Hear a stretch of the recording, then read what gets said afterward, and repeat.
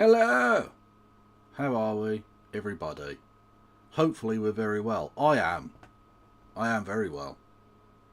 Extremely well. Too well, some would say. I don't know what the fuck that means, but it's a thing. Anyway, how are we all? Hopefully you've had a good day. Hopefully the weather's treating you well wherever you are in the world. Although statistically, some of you have had a shit day. And hopefully I can entertain you or something. I don't know. Man. How's things? I'm all right. I'm all right, thank you. Yeah, I. There's been more cat-related shenanigans.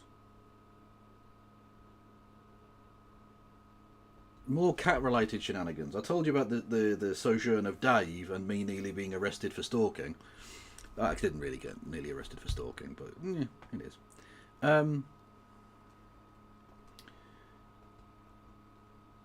Yeah. So that happened, right? I thought nothing of it. And I've been feeding various fucking cats around the place. And literally in this very room that I'm sat right now, there is a bed behind me. Not that you would know it. But there's a bed behind me there.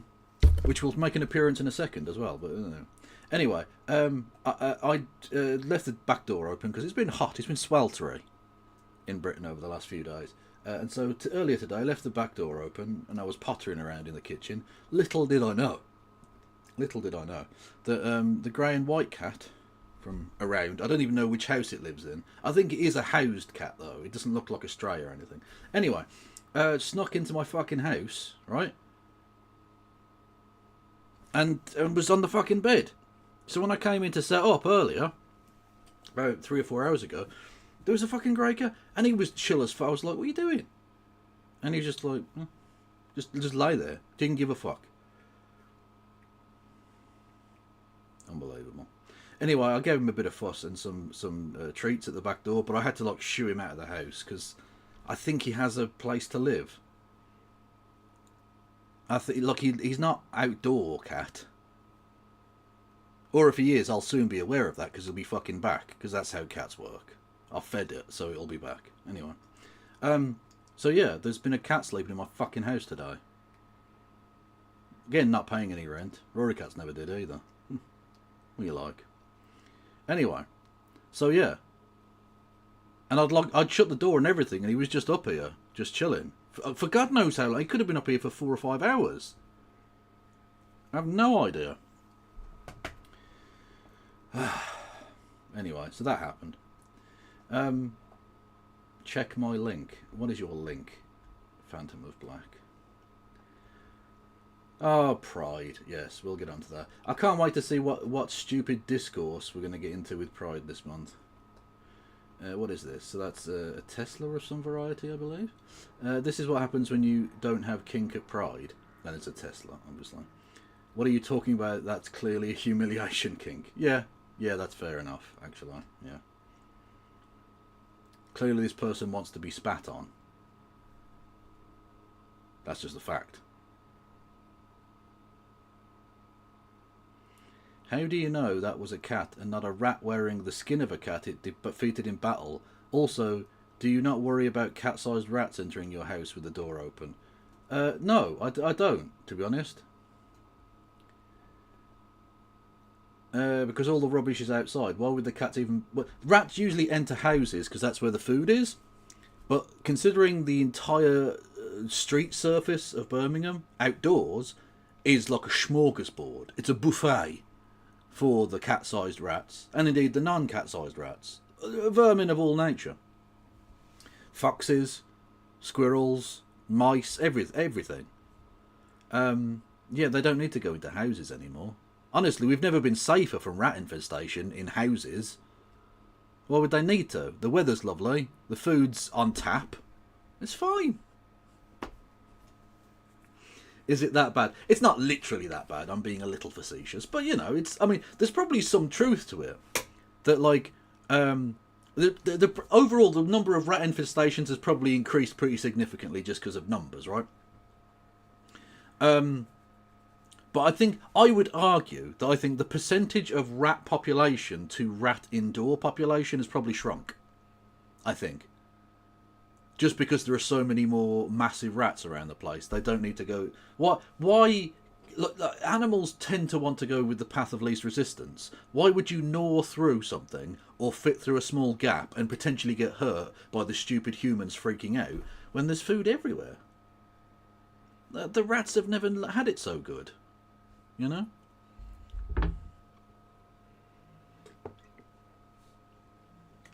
Absolutely lovely stuff. Anyway.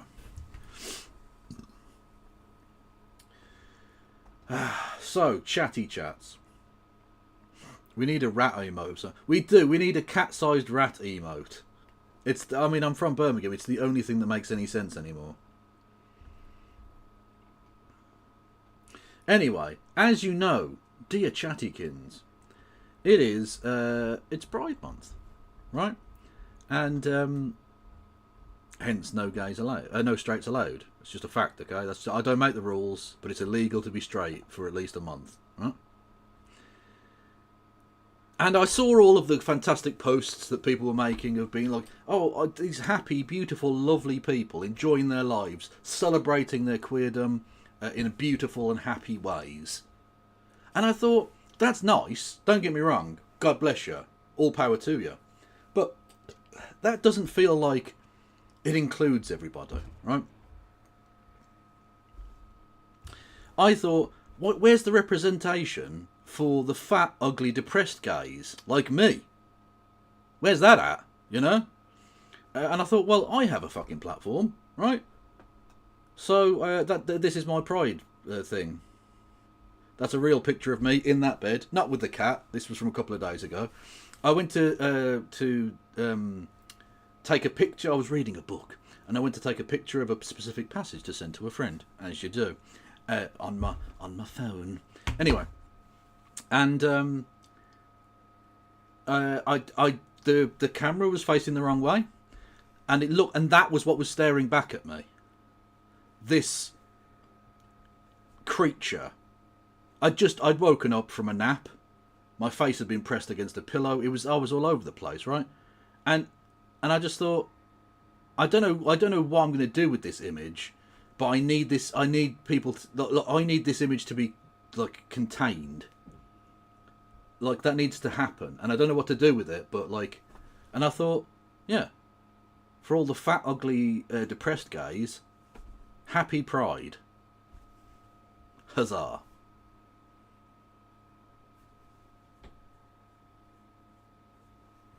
God, I look rough as bollocks there. Jesus Christ. Oof. Imagine that. Imagine waking up next to it. Oh. Munted. Anyway. You can, if you're interested in supporting a fat, ugly, depressed guy, bisexual, whatever, you can do so in the following ways. If you're on Twitch, you can hit the follow button. You can subscribe. You can subscribe with Amazon Prime. You can gift subscriptions to the community. You can do bits messages. 200 bits or more gets you a text-to-speech. You can do super chats via the Streamlabs link below. $2 or more there gets you a text-to-speech. You can help me out on Patreon and or PayPal. I've got what else have I got? Discord. Go and check out the Discord. It's awesome, full of awesome people and cats and that. Yes. Speaking of which, I'm flighty today. I told you about the cat, the next door's cat, that sat on my lap the other day, that we've become friendly with. I did retweet. There we go. This was from 2020, so they were quite young, and Rory Cats was still around. So they were quite brave to come into the house. This is my house. This is the carpet I used to have. I prefer that carpet to the one I've got now. It's horrible. Anyway, there's Peanut, who is still exactly like that. She hasn't really grown at all. There you go. Anyway, where was I? Oh yeah, fat ugly guys.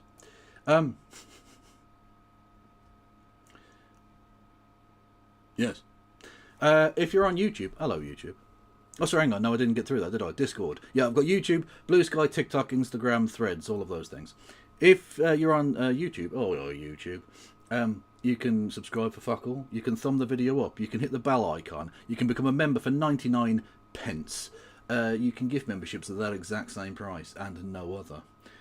You can do super chats that I'll read out, and may scare the shit out of me, even though I nearly had enough oomph inside my soul today to change that. I don't want to do it anymore to something less terrifying, and then I didn't, because again I nearly had enough motivation, almost, but Fat Ugly Gays is going to be my podcast. You're more gratis. I look forward to it.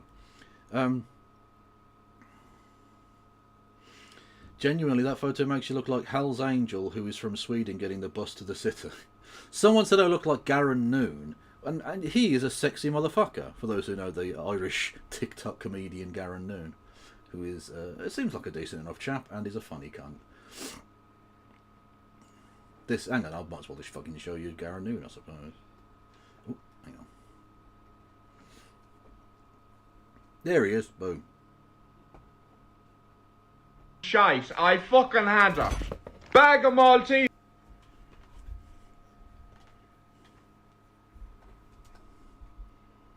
They can't make big huge bars anymore because everybody's gone pure fat.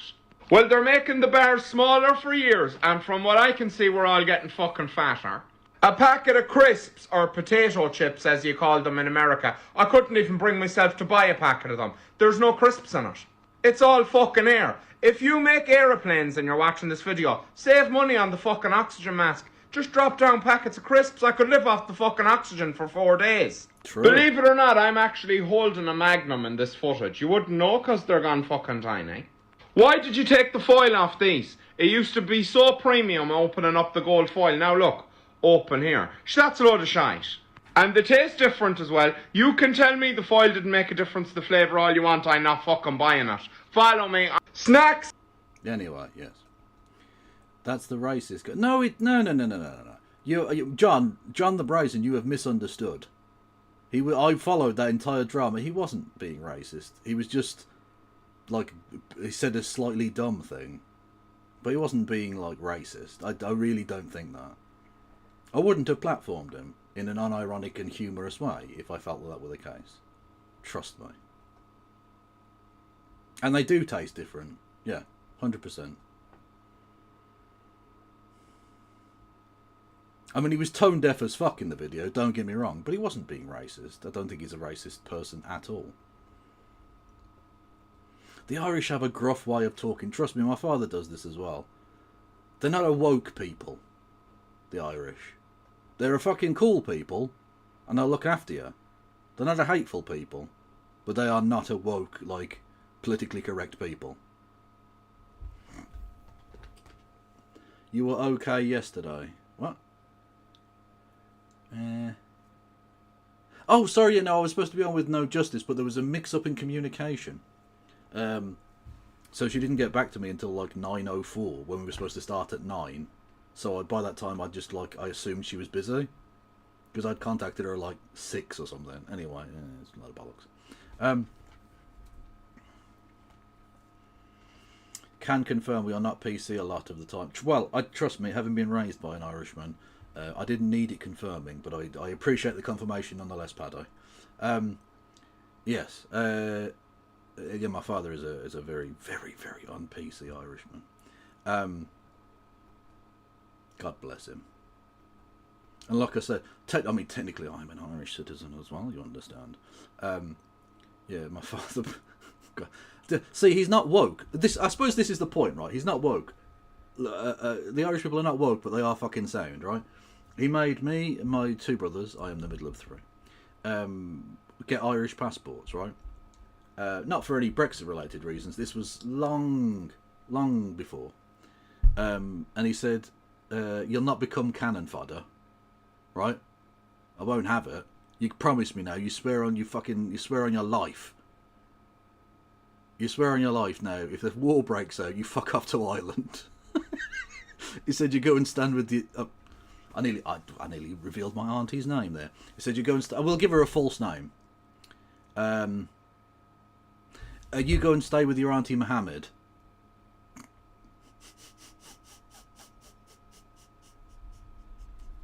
My auntie Mohammed in Ireland, okay? She'll look after you, you'll be fine.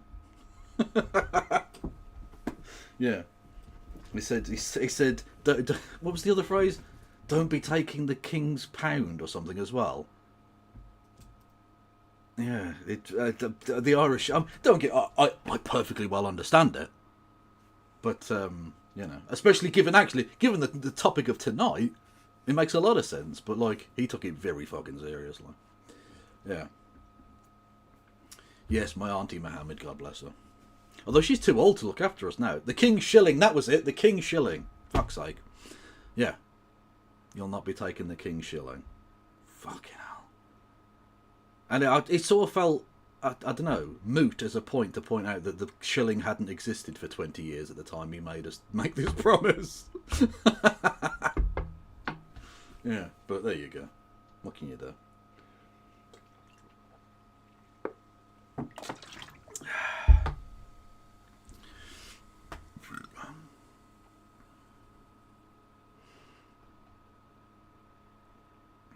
I bet Auntie Mary. No, I was sarcastically, I thought in my head, should I say Mary? Because her name isn't Mary either. But then I thought, no, I do have family members called Mary. They're not my aunts, and it's not the person I'm referring to. But, like, I'd hate for it to get back to my Irish family that I was doxing them when I wasn't. Like, if I do accidentally dox them, that's on me, fine. But I don't want any misunderstood doxings. That'd be terrible. Don't go to war for the king. Well, this is the point he didn't seem to understand. I was never going to. Like, none of us were. You're fucking joking. This isn't 1940. There's no fucker signing up. There's no pals brigades going to the fucking thing. Not north of Watford, anyway. Did you see, during the fucking Jubilee celebrations, you know, they said that everyone can have a street party if they want. Do you know how many street parties were acquired? Oh, sorry. You had to apply to, like, the council to have, like, a street party. So they literally closed the road down and you could have a street party to celebrate the Jubilee. In the city of Hull, a pretty major city of, like, 200,000 people, do you know how many applications the council had for street parties to celebrate the Jubilee? Fucking zero. Literally none. There's no one fucking signing up to go and fight for Israel. Or fucking fight with NATO in Lithuania. Again, a point to which we shall return shortly. It's not fucking happening. The king and his fat fingers can go fuck himself. Ridiculous. Anyway, so that's that. I've totally forgotten where the fuck I was. Was I saying something? It don't matter. I think I got through my shilling, so that's that. I got through the king shilling, eh? Eh? Anyway, okay. Why is Paul George trending? What the fuck? Did he break his leg again? Paul George should have to attend every single game of the NBA. That's harsh. That's harsh. Anyway, Keir Starmer, Prime Minister of Britain. You know, this lad. Look at him, oozing pure warrior masculinity. Keir Starmer oozing the purest, testosterone-fueled warrior masculinity, as you can see.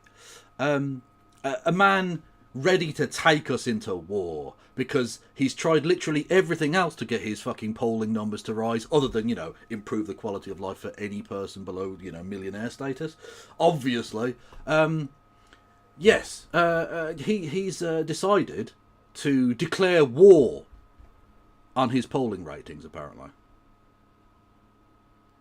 Yes, he's made a speech in Glasgow, basically saying we're going to spend lots and lots and lots and lots and lots of money on the army, even more than we'd planned to spend lots and lots and lots on the army. Even though, do you remember, we've got no money, right? If you're disabled, if you're a pensioner, if you're just poor, if you're a child of a family who are poor, there's no money for any of that. We can't afford any infrastructure or literally to keep anything running whatsoever.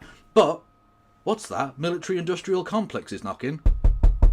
The magic money tree has reappeared. Fucking clown shoe. He is a clown. Who the fuck does he think this is aimed at? Whose vote is he trying to win with this shit? Oh my god. Anyway, let's listen to this fucking lying wanker. Anna, and good morning to all of you. Thank you very much for being here this morning. Some of which we can see right behind us, because this is a legendary Govan shipyard, and it's really good to be able to be here in this massive space. And to be back. By the way, recent polling suggests he might not win any seats in Scotland. if a general election were held today? 0. It's going well. Back on the Clyde, and as you may have seen, a couple of months ago, just after dawn on a drizzly morning, if you can believe it, I took a boat out onto the Firth to meet one of our Vanguard's class submarines as it came back off patrol. And it was a record-breaking patrol. And we boarded the sub. It had just surfaced.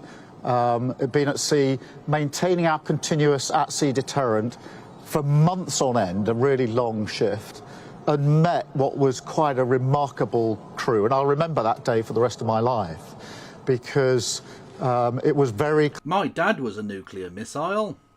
clear to me that there is no greater duty than the one that they carry. No task more vital. Our security, NATO's security, depends on them. And I had the privilege of being shown around and talked to many teams on the sub. Saw them rushing to their battle stations to conduct a firing drill. And wherever I went on the sub, whichever team I was talking to, from the engineers, the cooks, the navigators, over and over again, there was a sort of unofficial motto that they told me, their motto, nothing works unless we all work together. See, whereas Britain is just nothing works. Someone should clip that. Someone should clip him just saying, nothing works. Their motto, nothing works unless we all work together. Nothing works. Britain 2025. And in this moment of danger and threat for our country, that is the spirit that we need. The Strategic Defence Review. What fucking threat? What threat is posed to us? Can anyone please answer me this? What fucking threat is posed to us? What, the fucking Russians? The Russians who can't take fucking central Ukraine? What they're gonna fucking... What, they're gonna sail down the fucking Thames like the Dutch? Are you fucking mental? The fuck is... What? They're gonna... What, they're gonna fucking... They're gonna nuke us? Are they? No. Lot of bollocks. It's cyber... No, don't get me wrong. If they were just implementing, like, cyber security stuff, that's fine. But they're not. The big point from this is, not only are we going to up nuclear deterrent on submarines, because for those who don't know, in America you've got a thing called the nuclear triad, which is the 3 ways you can do nuclear deploy nuclear weapons, right? Which is submarines, aircraft, and missiles, so ground to air, right? Intercontinental ballistic missiles, etc., right? Whereas in Britain, we've only ever had submarines, right? We've just got submarines. We've got, I think, is it 2 submarines? Or at any point, there is at least 2 British nuclear submarines on duty somewhere in the world, right? So even if we get obliterated, they can still fire back and fuck up Moscow or Beijing or wherever, right? So we've just got submarines. This dickhead is talking about spending the tens of billions, if not hundreds of billions more, to have the plane-based capability, which we have never had, ever. And yet we've somehow managed to survive having never had that. But apparently we now do need that because the paper tiger of Russia is so terrifying. And you know the worst of this is? I asked the question, didn't I, earlier? A second ago, indeed, of...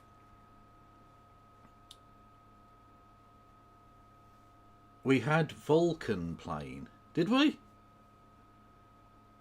When was this? Are you sure about that? I'm not... okay, we'll go back into it anyway. What was I going to say? Yeah, I asked the question, who is this for, right? Who does he think this is... Whose vote does he think this is going to win? And the point isn't about winning wars. The point isn't about winning wars at all, right? That's not winning wars, winning votes. Whose votes is he trying to win? He's not trying to win any votes here. This is for an audience of 1. This is to placate the whims of the Emperor in Washington, D.C. That's it. That's all this is. We're basically, this is Nick Keir Starmer saying, we are the biggest cuck ever. We are the biggest cuck in the world. Not only are we going to spend 2.5%, we're going to spend 3%. Why? Realistically, the threat posed from Russia is cyber and, to a degree, misinformation, which is sort of related to cyber, I suppose. That's it. They're not going to fucking invade us. They're not going to drop nuclear bombs on us. And even if they did, our defence capabilities are not massively increased by having bombs able to counter them when we already have the fucking submarines. So this is literally just Donald Trump wants us to spend more money, so we're going to do a flashy, pointless thing that doesn't actually increase our security or defence in any real way, but keeps him happy for 5 minutes, and then he'll find something else to be annoyed about because we have a political prisoner who's just a fascist. Yeah, it's pathetic. That I'm launching today will bring that unity of purpose to the whole of the United Kingdom, to mobilise the nation in a common cause, recognising in these dangerous times that when it comes to defence of the realm and the defence of everything that we hold dear, I don't want to do this nothing anymore. works. Hang on, what? Nothing worked? What? And the defence of everything that we hold dear, nothing works. Nothing. He said nothing works again. Is that a fucking... Is that the what? Anyway, thank you, Alex Otto, who says, damn, it's depressing out there. It fucking is. It is. Unless we all work together. From every man and woman serving in uniform, to the workers building the next generation of subs in Barrow, from the brilliant workers and apprentices right here... The only sub here is you getting fucking pegged like fuck by Trump, because obviously he can't get an erection. That'd be crazy. in Govan, building the new Type 26 frigates, like the two that you can see being built right behind me. To our tech experts, our scientists, our engineers, who are pioneering battlefield innovations and cyber defences. Every part of society, every citizen of this country has a role to play. Because we have to recognise that things have changed. Nah, fuck you, bro. Fuck you. You know what my role to play is? Is to say fuck you, you piece of shit. Because I don't... Exactly, Mark. I don't want to do this anymore, you cop cunt. Yeah, fuck you. I'm not fucking fighting in your stupid war. So that you can go and grease Netanyahu's bollocks. Fuck off. Thank you, Katie Marshall, who says, what's he going to cut? Because he ain't tax rich. Yeah. I mean, ultimately, we'll get onto that in a second with the interview he gave with Nick Robinson, he of the burger waving fame. Yes, it's interesting. When it comes to war, there's always money to spare. In fact, when it comes to war, why aren't you spending more? Seems to be the thing. In the world of today, the front line, if you like, is here. The threat we now face is more serious, more immediate, and more unpredictable than at any time since the Cold War. We face war in Europe, new nuclear risks, daily cyber attacks. So your plan is to ratchet up the nuclear threat by needlessly spending 50+ billion on nuclear planes.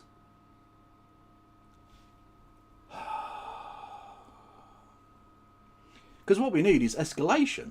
That's always good. Fucking Christ. Growing Russian aggression in our waters, menacing our skies. Their reckless actions driving up the cost of living here at home, creating economic pain and hitting working people the hardest. Notice how it's economics rather than the fact that they've slaughtered how many tens of thousands of Ukrainians?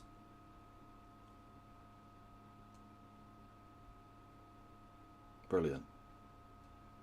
Oh no, grain prices.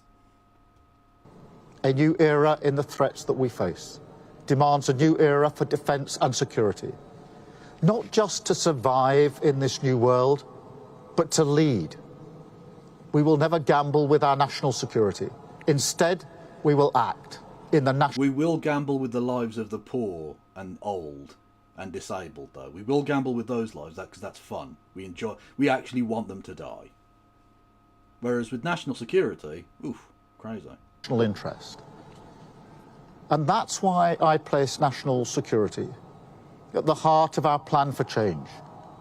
That's why I launched this strategic defence review within days of becoming Prime Minister. And now it has delivered. And I want to thank the reviewers, especially... But in typical Starmer style, it hasn't really delivered. Because he wants to go to 3%, fine. There's no date for that. There's literally no date for that whatsoever. So it's just a kind of pointless, airy nonsense talking point. He wants to have these nuclear-powered planes. By what time? And paid for how? Dunno, mate. Don't worry about it. I mean, I knew they had no plan coming into government, but I assumed they'd do something. Nah. Lord Robertson, who is with us today, thank you so much for your work and the work of the other reviewers.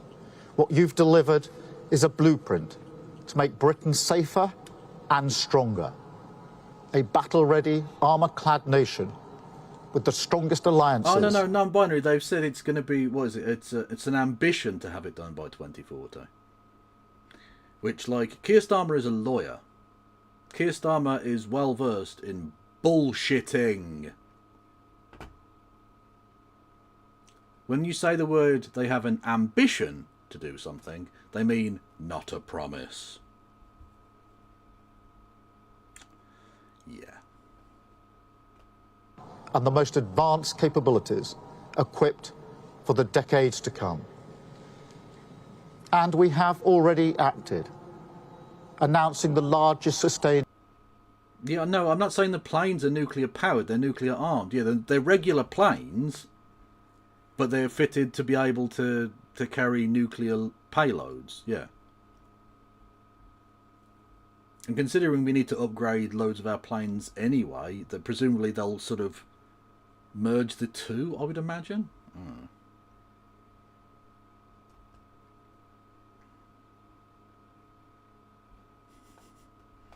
They are friend. They are, look, the bears are friend, okay?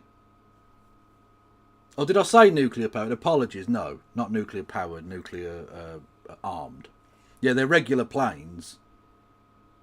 Presumably they'll be regular new planes. I don't think they're going to retrofit old planes. That would seem a bit weird. But yeah, no, there'll be regular powered planes with like fuel and shit. And then, but have nuclear bombs on them. If they ever happen. Which again, this is Keir Starmer. Like, he shouldn't be planning to do this. He shouldn't be saying he's going to do it because it's a bad policy.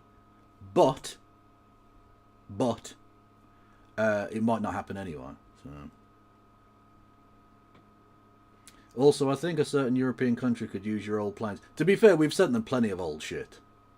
It's not like we haven't helped Ukraine at all. And won't be helping them for the next century. I've got no problem with us helping them for a century. It's just weird. It's just weird to think that, like, your great-grandkids will be playing Ukraine. If Ukraine exists, if Britain exists, if that deal is still in place. Like, you know. Fucking silliness. Increase in defence spending since the end of the Cold War, raising it to 2.5% of GDP by 2027. Where's that £22 billion pound black hole gone, Keir? Can we just ask? Because you were very insistent that we have to live with inside our means, and that we had a £22 billion pound black hole, and now all of a sudden that rhetoric has disappeared when it comes to the military-industrial complex. Why is that? Why is it when it comes to the disabled or the poor, or Port Talbot, or any of the other fucking industries that you've let die on the wasteland? Why is it that that those people had to stand aside because 22 billion, national interest, we're all in it together. Difficult decisions. Whereas this, nah, it's fine. It's fine. It's fine. Setting the ambition to hit 3% in the next Parliament, subject to economic and fiscal conditions. Here we go. See? Subject to economic and fiscal conditions. What's the betting, dear chaps, chapettes, and chaplings? That's a non-binary chap. What is the bet that if, somehow, this dickhead still manages to be Prime Minister during that next Parliament, that those fiscal and economic conditions won't be met? And therefore, look, we wanted to do it. We did. We wanted to do this. Honest. We had an ambition to do this. And then it won't happen. Because he's literally the most dishonest person who's ever occupied that role. And I mean that legitimately. He's more dishonest than Liz Truss, and almost as unpopular. We'll get to that in a second. He's more dishonest than Rishi Sunak. He's more dishonest, I think, even than Boris Johnson at this point. Everything he says is bullshit. And today, following through on this review, I want to set out 3 fundamental changes that we're going to deliver.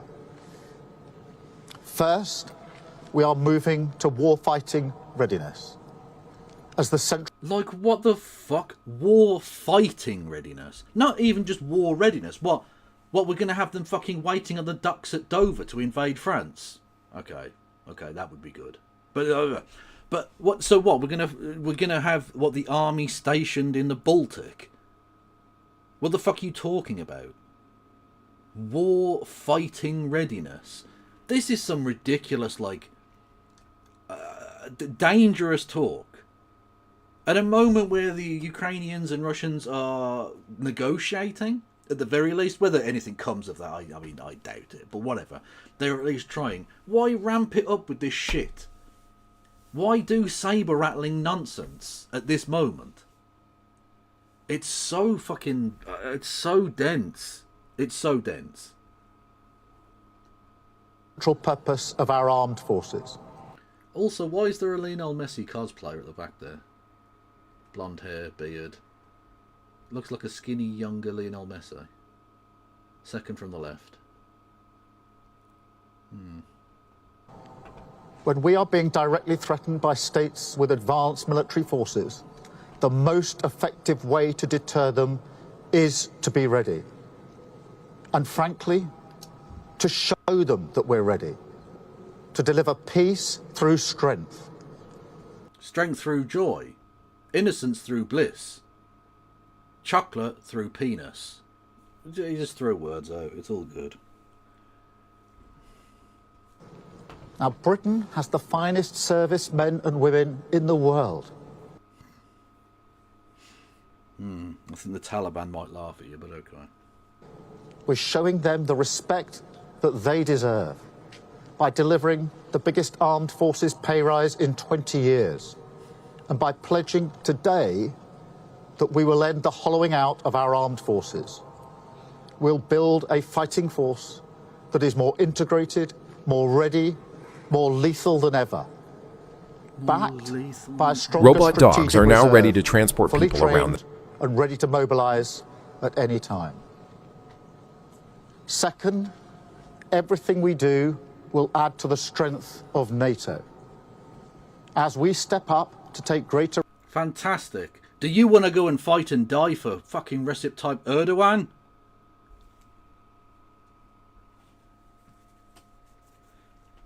Do you want to go and fight in the race war started by Viktor Orban?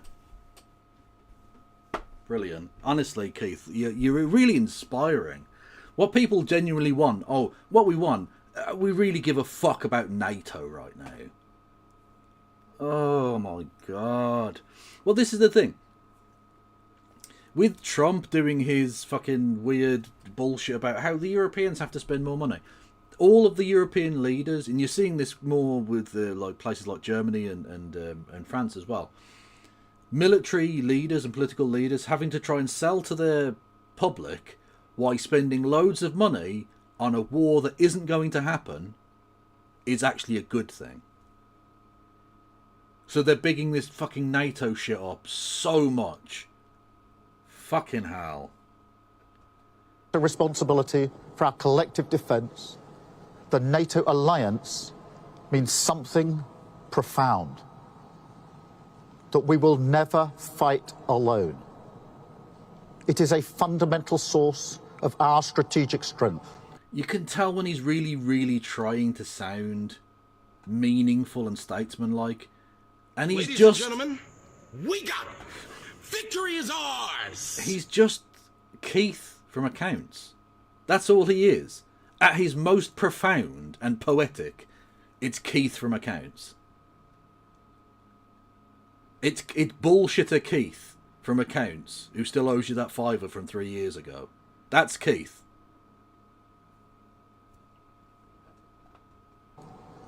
That's why our defence policy will always be NATO first. Something. So not Britain first. Brilliant. I mean, not Britain first. NATO first. I really want to get my legs blown off for Estonia. I do. I can't wait. Fantastic. Fucking hell. That's written through this review. The transformation we are driving in our defence must add up to Britain's biggest contribution to NATO since its creation. So that when we're building new capabilities at home, we are making our allies safer too, strengthening Europe and strengthening our bridge to the US as Britain's... Oh God, this trilateral commission cunt. Oh my God, fucking trilateral fucking Kia over here, and fucking Mossad, what's his fucking face? The fucking, his special advisor cunt, whatever he's called. They're just awful. God almighty. We can have our cake and eat it. We can. We definitely can. We can be the NATO and the Europe, but also the America. The Atlanticism just will not fucking die with this cunt. McSweeney. Mossad McSweeney. Thank you, yes. Like, they're desperate to fucking get us into some crazy-ass war. They're fucking horny for NATO. And it's going super well for them, you have to say, right? You really do. It's fucking brilliant. Where are we? Boom. The Labour government approval rating down to a record low of 12%.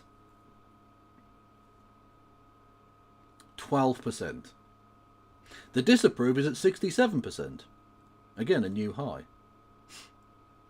I'll just say, when Liz Truss was unceremoniously booted from office, she had a disapproval rating of 73%. I'm just saying it's almost time to get the lettuce out, lads. Let's go.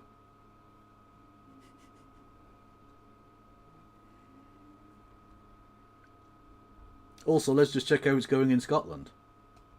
You're probably speaking to quite a lot of older people. Are you getting any anger from them that Labour have scrapped their winter fuel allowance? Yes, there is What do you some say to concern. them? Well, there's some concern, and Scottish Labour have said from day one that we will reinstate the winter fuel allowance. But at Westminster you've scrapped it, so again you'd have to mitigate what your government did at Westminster. But there were hard decisions to be made when the Labour Not about defence, apparently. government came into power in Westminster. There was a. So you think they were right to scrap it? There was a 20 Do you think they were right to scrap it? There was a 20 Do you think billion they were right to scrap pound it? black hole. What we need is a doer-sounding Scotsman to shout at all politicians. Just repeat the question louder and louder until they have to answer. Do you think they were right to scrap the winter fuel payment for pensioners? There were hard decisions to take. Do you think they were right? Well, there were very hard decisions Do you to think take. they were right to do it? It was a hard decision. Do you think they made the right decision? Well, they took it based on the decisions, the circumstances they'd inherited. So you backed them? You backed the Chancellor, you backed the Prime Minister on it? They had very hard decisions And to you make. backed them? I totally think that the decisions they had to make were based on the previous government's you backed mismanagement them. of the country. And you backed them on it? Did you threaten to overrule him? On the doorsteps here. Oh, we're having that pause again. Oh, it's too good. Yeah, you don't pause, and you especially don't pause when you look like you're about to shit your pants. The country. And you back them on it. Hang on a minute. What's my fucking audio's cut out again because my computer's a bag of shite. This government's you back mismanagement them. of the country. And you back them on it. Oh, mate! On the doorsteps here. People are. Yeah, but you back the government. You back the Prime Minister and the Chancellor. Oh. You can just tell me yes or no. Well, I wasn't involved in the decision, and this is a Scottish Parliament election. Right? If I was a member of Parliament then, I would have based it on the facts I had in front of me at the time. So, yeah, that's my advice to everyone. Every journalist should just be a dour Scotsman shouting at people. It has to be... It's the only way you can get a straight answer out of dickheads.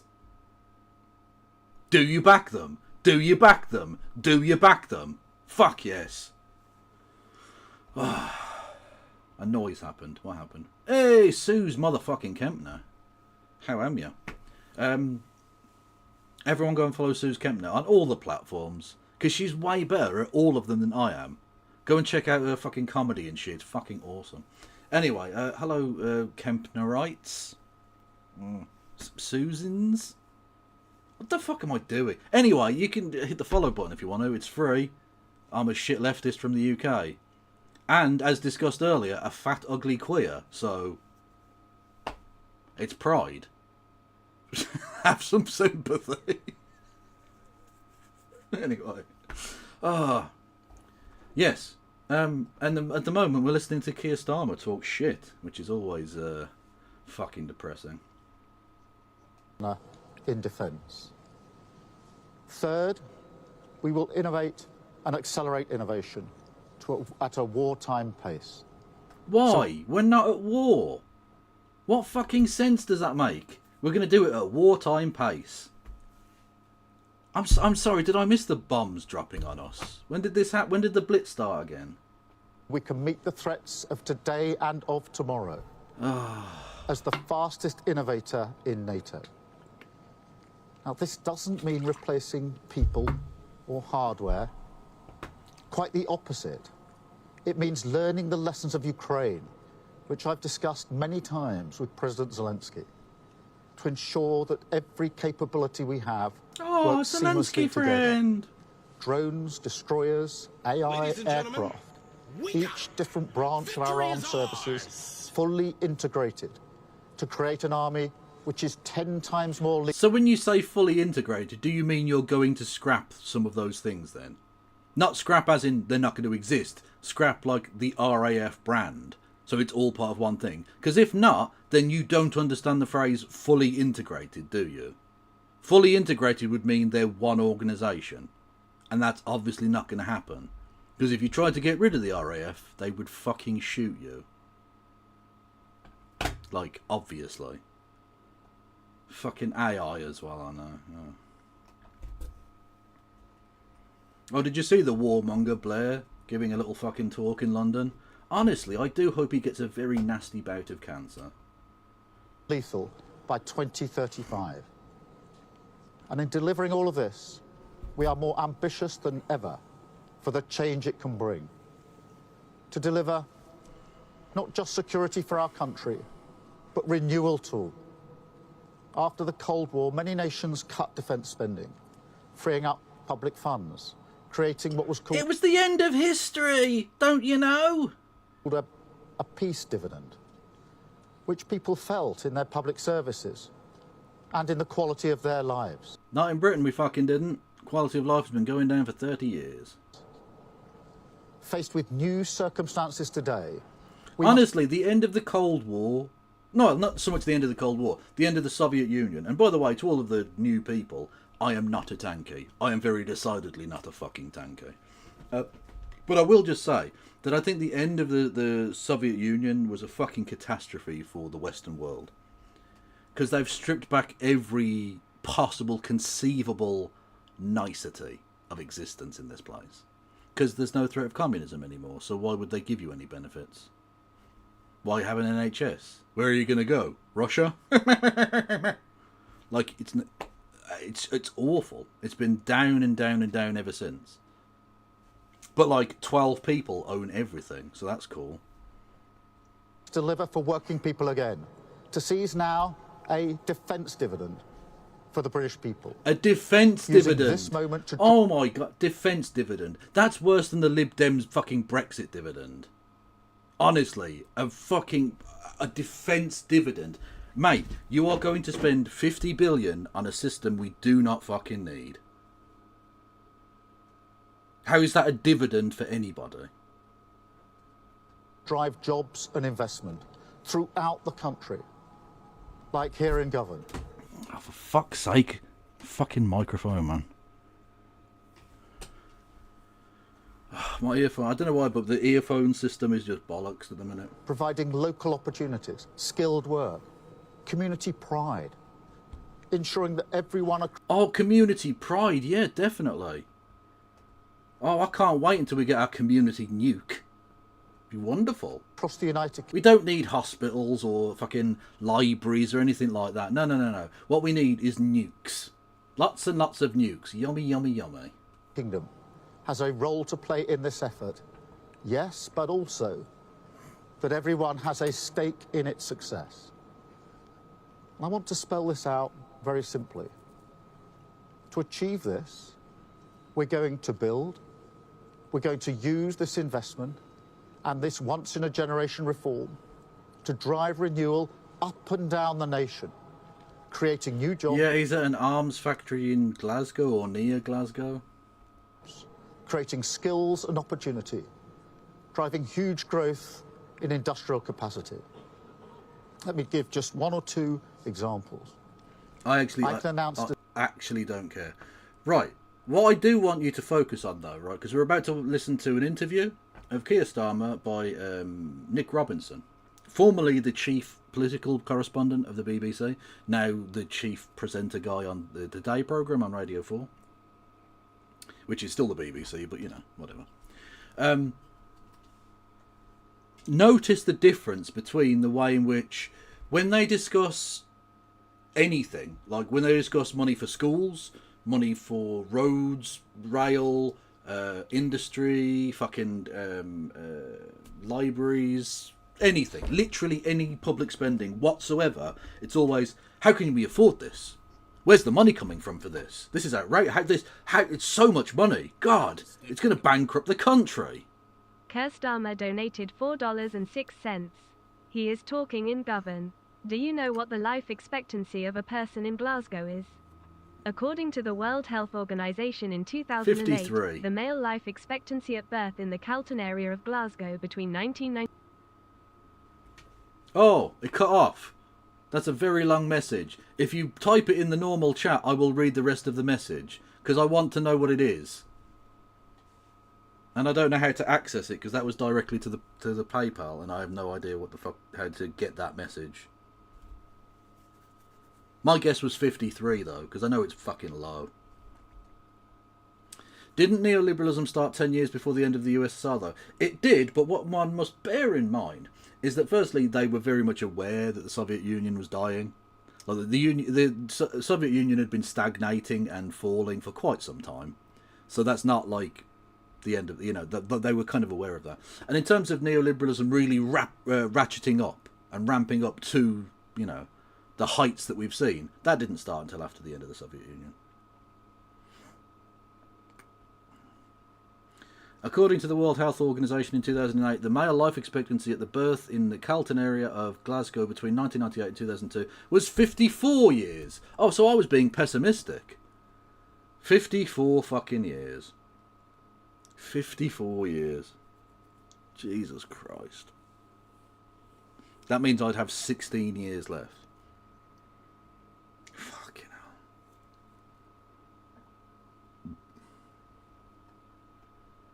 And people ask you to be patriotic, man. People ask you to be patriotic, whilst all of central London is owned by, like, corrupt Russian oligarchs with, like, the fucking money that should be going to working class people in Russia that they've stolen. through neoliberalism. And yet and yet they own half of London, and like fucking Jeff Bezos pays no tax, and the fucking life expectancy is 54, and still not a single person has gone to jail for the fucking Hillsborough disaster, still not a single person has gone to jail for the Grenfell fucking disaster, in which hundreds of people between those two have been murdered by agents of the British state. Not a single person has faced any fucking justice for that. And you want me to wave your flag? The only fucking thing I will do with your flag is wipe my arse with it. Okay?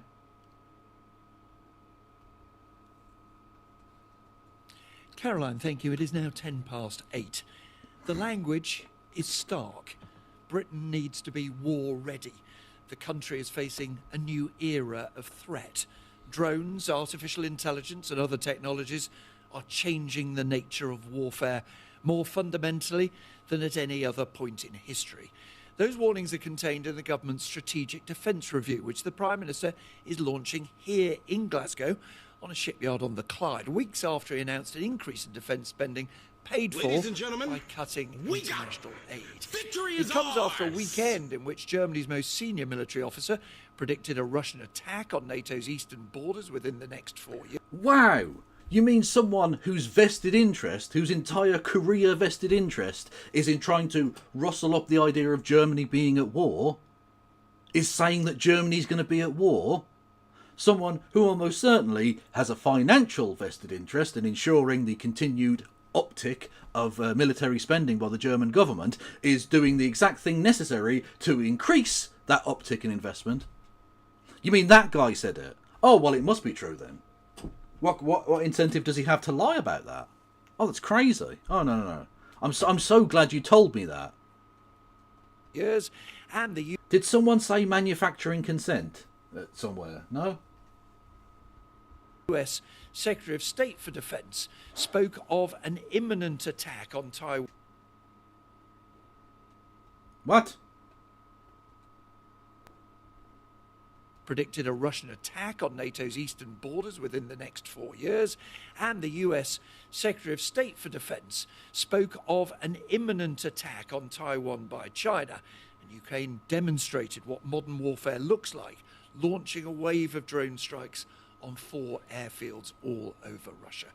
The Prime Minister, Sir Keir Starmer, is with me in the Shipbuilding Academy, part of this complex. Prime Minister, good morning to you. Good morning. War ready. It's a striking phrase. It's a phrase, I think, Well, which will even make... worse, it's war fighting ready. Not war ready as in if some shit goes down. Like, we're going to be ready to... We're literally going to be, fucking at the ports waiting to disembark? What the fuck? The Russians aren't going in it. The Russians are desperate. Scrabbling around for inches of Eastern Europe, of Eastern Ukrainian land. They're not going to be fucking floating up the Thames, you cunt. They got nothing. Like, as if you can look at what's just happened with the 3-day special military operation going into its 3rd, 4th year, whatever the fuck it is now. It's so long I've forgotten how long it's been fucking going on for, right? And saying, oh, Russia's a massive threat. Is it? Because right now it seems like a massive bitch. It seems like it's been exposed as the most pathetic paper tiger in the history of the world. Now, that's not to say they can't hurt us in some ways, and defending against those ways is fine. They're not going to be fucking nuking us. I'd be surprised if any of their nukes actually work. Because they've not invested a fucking ruble, it seems, in anything since the end of the Cold War. So I reckon if they press the fucking button, they press the big red button, the button would fucking fall off, and all you get was a puff of dust out of the fucking tube, and then a nuclear meltdown, which irradiates half of fucking Irkutsk. But no, let's impoverish ourselves. Let's freeze Granny so that we can fucking play Billy Big Bollocks on the world stage. We are literally the most pathetic, this is the most pathetic empire cope ever. We used to be a big country who could afford things, and now we're just shit, but we're still spending on the fucking credit card to pretend like we're the Billy Big Bollocks. We've got no food in the cupboards, but we've got fucking rims on the Land Rover. that we can't afford and that are going to get repossessed next week. Fucking hell. Quite a few people rather anxious. What do you mean by it? Ready for what exactly? Well, Nick, the world has changed, and we are entering a new era when it comes to defence and security. I think that's a common thing. You can literally hear the same talking points, because we already heard the fucking speech, and it's the same things all the time. It's the same fucking bullshit. He's only ever got like 4 fucking sentences for any topic, and it's the 4 that have been focus grouped. Feeling across Europe and more broadly, there is greater instability on defence and security than there has been for many, many years, and greater threats, and that's obviously having a direct. Also, his impact repeating back of many, many all the time is annoying. Hence, the review. I wanted a review that told me the challenges we're actually facing and likely to face. Why didn't you know this? You had 4 years in opposition. 4 years that you could have done all of this. And don't tell me, oh, well, he didn't have access to the information. On Queen's Counsel and then King's Counsel basis, he absolutely could have got access to this information. He couldn't have revealed any of it, but he could have drawn up a plan so that at day one, it was ready to go. But he didn't have a plan. He was too busy lying to everybody, pretending he was going to do anything, and he had no plan for anything. So set up Quango after Quango after Quango.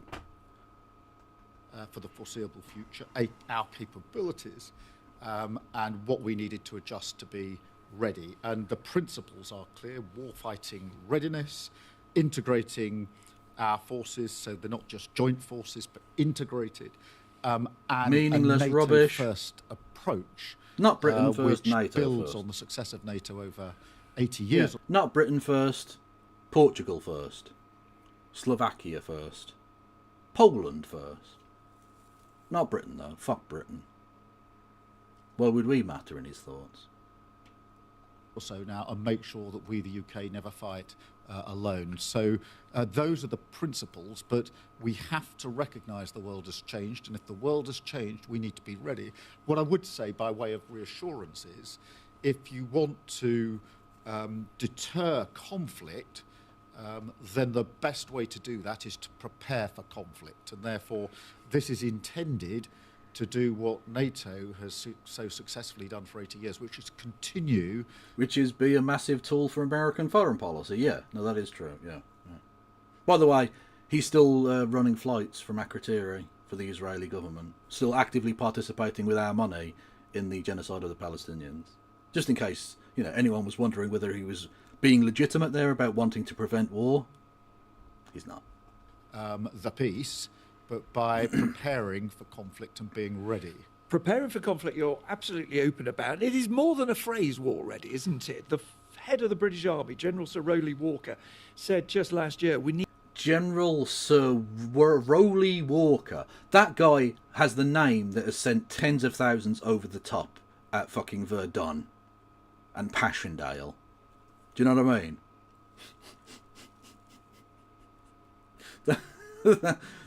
That is the kind of name that sentences people to death for cowardice because they got PTSD. Do you know? Shell shock. You're a coward, boy. Up against the wall. Need to be prepared to fight a war within 3 years. That would be 2 years now. The leading German military figure, General Carsten Breuer, told the BBC yesterday the Russians could invade another part of NATO's eastern border within the next 4 years. And he specified where he thought that could happen. Are you saying that under your premiership... Is there any... Hang on, what place is there that could be? Like, for real, what fucking place is there that's on the border of NATO that borders Russia? I mean, technically Belarus, but they already own Belarus. In all but name. They've literally got rights to fucking stage their nuclear weaponry there. It's their wholly owned subsidiary of Russia. So, look, where is there? Because all the Baltic countries are in NATO. Finland's in NATO. Romania, well, that's not even got a fucking border, has it? Ukraine, but they've already invaded there. Moldova, but they can't get that far. So where? Where is there? like... Now, Estonia are in NATO, so he said on the border of NATO. Right? So where is there? There's nowhere. There's only Belarus, but like I say, they already own Belarus. They can't get to Moldova. They can't get to fucking Kyiv. Let alone get through Kyiv and Western Ukraine and then Moldova. They couldn't take Odessa, let alone fucking Moldova. Like they could start some shit with their separatists in Transnistria, which is a part of Moldova that's kind of Russian. But like they're not going to be invading anywhere because there is nowhere. I think Lithuania. Yeah, but Lithuania's in NATO. Alaska's in NATO. Swindon's in NATO. None of these places are not in NATO. I think the German guy might have been talking shit, is the point. They have the enclave. Yeah, they have Transnistria. Although don't tell Trump about Transnistria because he'll probably try to make it illegal. No Transnistria in women's sports or something, you know. You might, for example, have to send British troops to fight, to risk their lives, possibly to die, in defence of, say, Lithuania. I very much hope not. And in order to thanks, babe. make sure that that isn't the case, we need to prepare. But we cannot ignore the threat that Russia poses. We've seen what's happened in Ukraine just over 3 years ago. Those tanks rolled across a border, something I think all of us thought we wouldn't really see in our lifetimes, the invasion of a European country. Yeah, because you're all fucking idiots who bought the Fukuyama fucking pill. It was the end of history, so it doesn't matter anymore. We don't... Look, there can't be war because communism's been defeated and capitalism would never do war. Fucking idiot. Also, yeah, Keith, are your kids going to be on the front line? I presume they are, right? Because every single person in the country's got to do their bit. So I presume your kids are going to be putting on a tin hat and go and get their fucking legs blown off of Lithuania. Yeah? I look forward to it. Russia has shown in recent weeks that it's not serious about peace, and we have to be ready. And you're talking of being ready in ways that we're not used to. There's talk of having nuclear weapons carried on planes, something that we've never seen before. Do you not fear that that might mean that nuclear weapons are more likely to be used, not less likely? Let me take the general question on nuclear Hang on. weapons. So was Nick Robinson wrong when he said it's never been seen before then? Because I was under the illusion, maybe I was wrong, that we'd never had nuclear planes before. Rather than the specific question of planes, because as you'll understand, I don't want to get into details of discussions that may be being had. But forgive me, you'll know the Callaghan government actually lied in public about nuclear preparations. Can you reassure people that you're not... What's this there? Over a Vulcan, a jet-powered Delta Wing strategic bomber.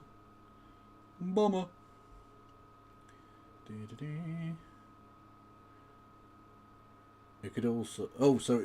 so sometimes it had nuclear weapons, but it could also carry conventional bombing missions, which it did during Operation Black Buck. That's an unfortunate name. During the Falklands War between the UK and Argentina in 1982.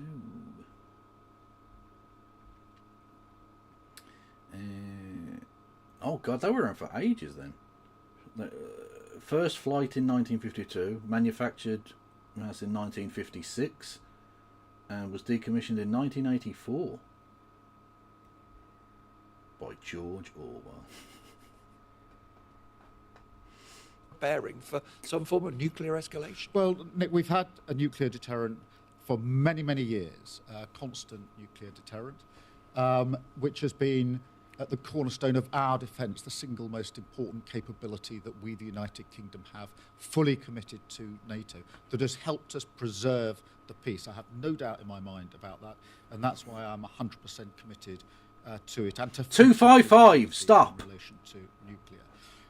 I'm not here just to entertain you. I'm not going to answer every question you have. You wrote a fucking poem. but it is committed to NATO, and there is a wider argument Not poem, that we essay. really need to make here, which is NATO has been the single most effective alliance for keeping the peace for 80 years. How many countries has NATO bombed? But yeah, it's there about keeping peace. Cool story, bro. It's the fuck Russia club. Stop pretending. And our job is not just to celebrate that, as we do, but to ask ourselves the searching question, as I ask myself on a daily basis, which is how do we ensure that NATO preserves the peace for decades to That's a question you ask yourself daily, is it? Yeah, don't lie or anything, eh? come for One this part of generation, the next answer is generation? money, isn't it? Well, You've got before- a summit coming up. Now, this is the bit, dear chat. Nick Robinson has not waved a burger in his face, so he's learnt from his mistakes. Let's give him props on that. But he's brought up the issue of money. Now, again, we're talking about a huge investment of tax money, public money, into anything. So presumably he's now going to say, how can we afford this? This is going to bankrupt the country, 22 billion, etc., right? Surely that would be the journalist thing to do, right? Up a NATO summit Yeah. coming up, and you know the Secretary General's already talked about spending 3.5% of national output, each country dedicating to 3.5% of national output, GDP. Now, when you're asked, when will you deliver a lower figure, 3%, you don't use the word commitment, you use the word ambition, and you're a lawyer, and you know the difference between words. Ambition is the again, sort of word a lawyer there was a sort of uses when they say, unofficial well, maybe, perhaps one day, but we're not guaranteeing it that now. they told me. Nick, I'm not going to duck that question. I'll come straight back to it. But Yeah, he's definitely not going to dodge that question. No. motto: nothing works.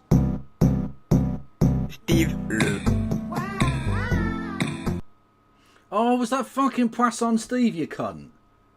Oh, what you did... I mean, it's still a funny meme, I guess. Over and over again, there was a sort of unofficial motto that they told me, their motto: nothing works.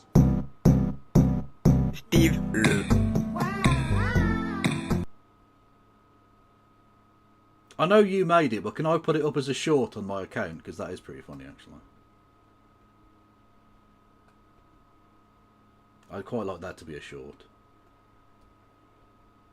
But as I didn't make it, it's entirely up to you. I just want to complete on this point about NATO because there has been a sense that the balance between Europe Nice. and the US has to be reconsidered and has to be a great... See, this is an example of French and British co-working here. It's in the spirit of the First and Second World War and the Channel Tunnel. This is cooperation. ...a burden on Europe in relation to defence. I'll let history security decide which within one's the most NATO. important of those things. That's not an argument just made by this president. It's been made by previous presidents. And I think they have a point. And therefore I have said... You are the biggest cuck in the history of the world. I think Americans have a point when they try and dictate to us how we do our foreign policy and defence. I'm Keir Starmer. I'm permanent in residence in the cuck chair.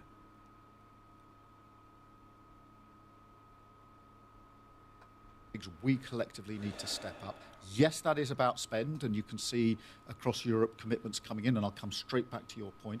It is also about capability and shared capability and cooperation. One of the lessons I take from Ukraine is that allies have been very willing to put capability on the table for Ukraine. It hasn't worked as well as it could have done because in years gone by we haven't cooperated on capability in the way we could have done. Well, let's turn to money. Yeah, on the question of money, the first thing I'd say is we have obviously put in place the biggest sustained increase in defence spending to 2.5% by 2027-28. Well, as you say, it's only going back to where we were before. War. Well, it was back at those levels under a Labour government. That's the last time we're at those levels. That is really important. The defence review that we are launching today was premised on it going to 2.5%, so that is deliverable. We do need to go on from there, and that's why I've said the ambition for 3% in the next government, subject obviously to fiscal rules. Now, Is the that reason, word ambition? Forgive me. Yeah, People usually. So, again, not only is Nick Robinson not asking,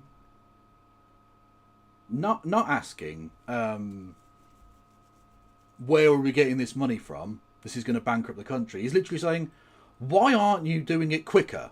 Why aren't we spending more money, and why aren't we spending it right now?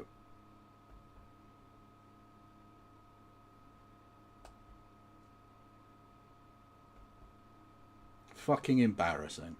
This is the standard of journalism we have. When it's for schools or fucking hospitals or anything like that, we can't afford it. 22 billion plain black hole. When it comes to buying nuke planes, why aren't you spending that money right now? Why won't you promise to spend £50 billion of our money on nuclear planes tomorrow, Keir Starmer? Because if there's one thing we have to defend, is a country that freezes its grannies, that destroys its fucking disabled population. Oh, we need all of that. We need to defend that with nuclear planes. Why can't we just do some war? War's awesome. I mean, look, I've got an ambition to lose weight. If I don't say to you, here's my You lost quite a lot of weight when you had cancer, didn't you, Nick? plan. This is what I'm going to do. Here's my timeline. Here's my path. Please stop giggling at the Yeah, idea no, of me you don't losing need weight. to lose weight. But you really don't. Seriously, if I don't come up with a plan, you just Yeah. say, look, this is wishful thinking. Let me This is take- just chat. Let me take that head on. What I've said at the election in 2024 is that we would get to 2.5%. And I was pressed time and again, what precise date? And I said, as soon as I can be absolutely clear with a firm date and a firm commitment that we will keep to, because I had seen the previous government make commitments about this percent or that percent with no plan behind it. I'm not going down that road. Therefore, what you can take Yeah, but the thing is, you're a bullshitter, Keir, and no one believes a word you say. from this is, yes, Just saying. that 3%, but I am not, as the Prime Minister of a Labour government, going to make a commitment as to the precise date until I can be sure precisely where the money is coming from, how we can make good on that commitment. Because I don't believe in performative fantasy politics, and certainly not on defence and security. So take But the the problem with that- 2.5% that we said in Prime Minister, is 2024, we your went words. hard on. Your words, forgive me interrupting, but in the introduction to this strategic defence review, you say the organising. Okay, to the person who said you sound a bit bigoted, do you think my title is an entirely accurate description of my policy towards people who watch this channel? And secondly, do you know what the word joke means? Are you aware of that as a concept? You daft cunt. Principle of government is our security. Now, if it's the organising principle of government to do something, you get on and do it. You're in charge. And now you're saying to me, well, we might do it in 9 years' time if the Chancellor agrees and if the numbers add up. It's not much of an organising principle, that, is it? Why spend more money on military machines now? Keir Starmer, why won't you eviscerate lots of poor people now so that we can spend money on nuke planes, death machines? Again, I want you to bear that attitude from Nick Robinson in mind for what they go on to discuss after this. Nick, I think the move to 2.5% by 2027 was earlier than most people thought we would get to it. It's much quicker. By 2 years from now, we'll be at that extra commitment. That already brings huge capability, along with the commitment to nuclear. The organising principle means that, if you like, for many decades we have benefited. So we've got organising principles now. So we've got roadmaps of plans, of ideas of plans, of concepts for fixing the foundation with organising principles. Good to see. What you might call the peace dividend, as spending was That's not a scaled thing. down after the end of the Cold War. Now it needs to be ramped up, capability ramped up. But there has Why? to be a Why? Can any single fucking journalist ask, why? Why does it have to be ramped up? Why do we need to do that? Russia aren't going to invade. Nobody's invading us. It doesn't need to happen. You're fucking lying. But it's the one opinion that's allowed at Westminster. It's the sensibles, it's the adults in the room. You don't need to listen to Granny freezing to death or the disabled starving to death over the mushroom cloud. Defence dividend, which is what do we get back into our economy? Where are the jobs? By the way, this idea of a defence dividend is nonsense. Arms manufacturing is one of the most inefficient ways of creating jobs of any industry. For every fucking pound you put in there, it gets fucking... most of it gets fucking wasted, basically, by comparison to if you put that same pound into steel or fucking transport or anything else. And ultimately, you don't get infrastructure out of it anyway, because these are things that are meant not to be used. Ideally, the bombs never get used. Whereas if you build a road, you have a fucking road. And these defence commitments, spending commitments, need to be translated into, and will be, into tens of thousands, hundreds of thousands in all, of good, well-paid jobs in the United Kingdom, in Scotland where I am now, so that dividend goes back into the pocket of working people. So there has to be both limbs of this when I say it's an organising principle. Understood. The last time you spoke to us here on the Today programme, you talked about tough choices. So now, right, notice how when talking about military spending, it's not why are you spending this, we can't afford this, it's spend it quicker. Why aren't you spending it quicker? I wonder how Nick Robinson flips on a dime on this one. Let's go. You said it again and again. You dismiss people offering what you said were the easy answers. Now, some will say, well, look, you've taken a tough choice. You've cut international aid in order to produce this short-term increase in defence spending. But yet, in other areas, we see you ditching tough choices. In that same interview you did with me back at the Labour Party conference, you told me why it was right to take £300 from 10 million pensioners. Why is it now right to reverse that decision? Well, Nick, See, we can't afford money for pensioners. That's crazy. Why are you being reckless with the public finances, Keir Starmer? Why are you being reckless with the public finances and destroying this country's economy by giving money to poor people so that they don't fucking freeze to death? When we could be spending all of that money on Death Bomb Gun Tank Machine. It's almost comical. It's almost fucking comical, the degree to which they're not even trying to hide it. They're not even trying to fucking hide the naked fucking consent manufacturing that's taking place here. In fact, the only thing this country does produce now, or manufacture, is consent for ghoulish evil. That's all we do. That's the only thing we make. Remarkable stuff. was right to make that decision. We have to remind ourselves that we inherited an economy which was completely broken. We went through the books and we found £22 billion missing. People say Interesting, that, isn't it? Interesting. We went through that entire discussion of military spending and not once did you hear the phrase 22 billion. 22 billion black hole. Now, all of a sudden, he's talking about giving money to pensioners. The £22 billion black hole has reappeared. It's magical, isn't it, how that happens, Kia? Yeah? Fucking Christ.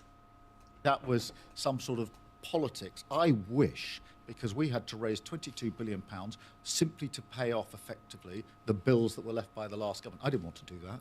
No government wants to do that. You did want to do that. Your fucking Chancellor was literally foaming at the minge to do this. Years ago. She said we need to means test everything. Fucking years ago. This is ideological. Stop lying to the British people. It's so annoying. We're moving on now because I literally can't listen to him fucking talk anymore. I will just say, even though the thing that's about to replace him is going to be probably worse, I cannot wait to see this guy removed from office. I cannot fucking wait. You deserve to lose, Keir Starmer. You were given a massive majority, not because you earned it, but because the Tories handed it to you, and you have decided to be even more terrible than they were. You will be remembered as one of the worst Prime Ministers ever. Anyway, talking of right-wing wankers, Hitler! We're going into the slop mines, everybody. The Zoomer historian, I'm still working my way through the suggestions that I asked for the other day. So we're in the slop mine for the back half of the show. Get ready for some far-right gibberish from the Zoomer historian. Hitler's peace offers, 1933 to 1940. And I especially love the description. An overlooked factor of the Second World War is how Hitler didn't want one at all.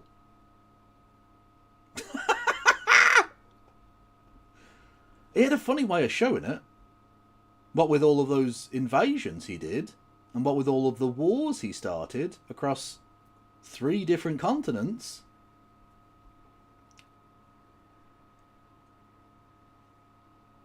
But, you know, apparently it was everyone else that was the warmonger. So. Anyway. Don't forget, everyone, if you're enjoying the slop. Oiled like a baby otter. That was perfectly timed. Thank you, Carl Brown, for gifting a membership. If you're enjoying the slop, we've done the serious bit now. Now we're doing slop. If you enjoyed the serious bit, or if you enjoy the slop, you can hit the follow button. You can subscribe. You can do bits messages. You can do super chats. You can become a member. You can do all of these things. These things are available to you, and they make me very, very happy. / keep me from starvation, which is one of the prerequisites of happiness, is not being dead. Although actually,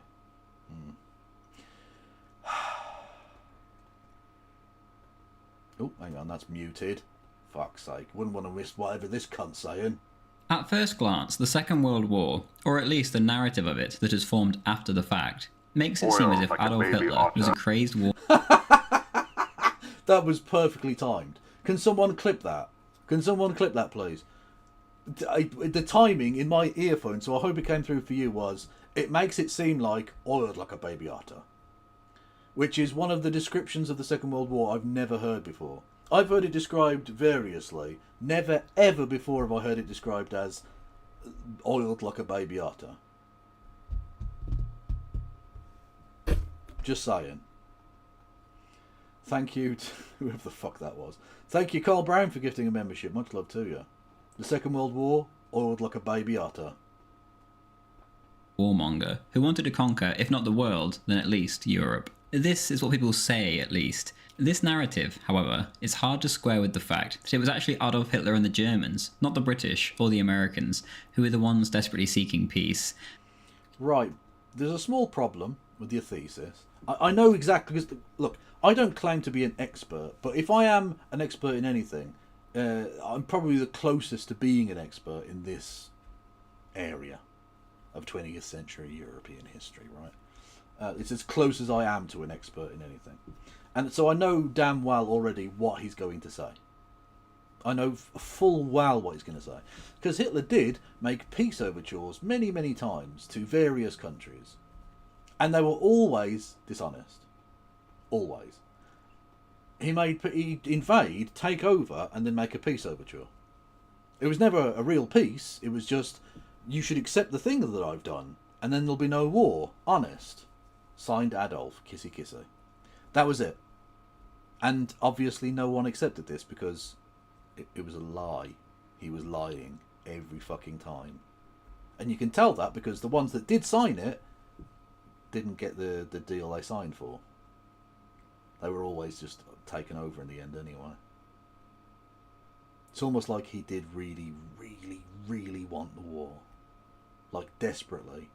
And many times he said so as well. Like, he openly said that he wanted war, that war was the end goal of this. Lots of times.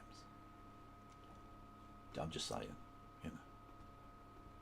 Both before and during the war, Adolf Hitler made his stance absolutely clear. He wanted peace in the West and border adjustments in the East, where ethnic Germans reside. Border adjustments in the... How many Germans were living in Russia? How many Germans were living in Belgrade? I'm not sure there were many Germans living in Greece. Or Albania. Or Crete. He invaded all those places too, though, didn't he? Doesn't seem like border adjustments based on ethnicity there. Seems like he wanted a lot of war, actually. To prove his goodwill on this matter, Hitler explicitly wrote off Alsace-Lorraine in France and South Tyrol in Italy. Okay, small, just little amendment to that. He did invade and take over both of those places, though. During the war that he did. So he did actually take over and annex both of those places. But other than that, great point.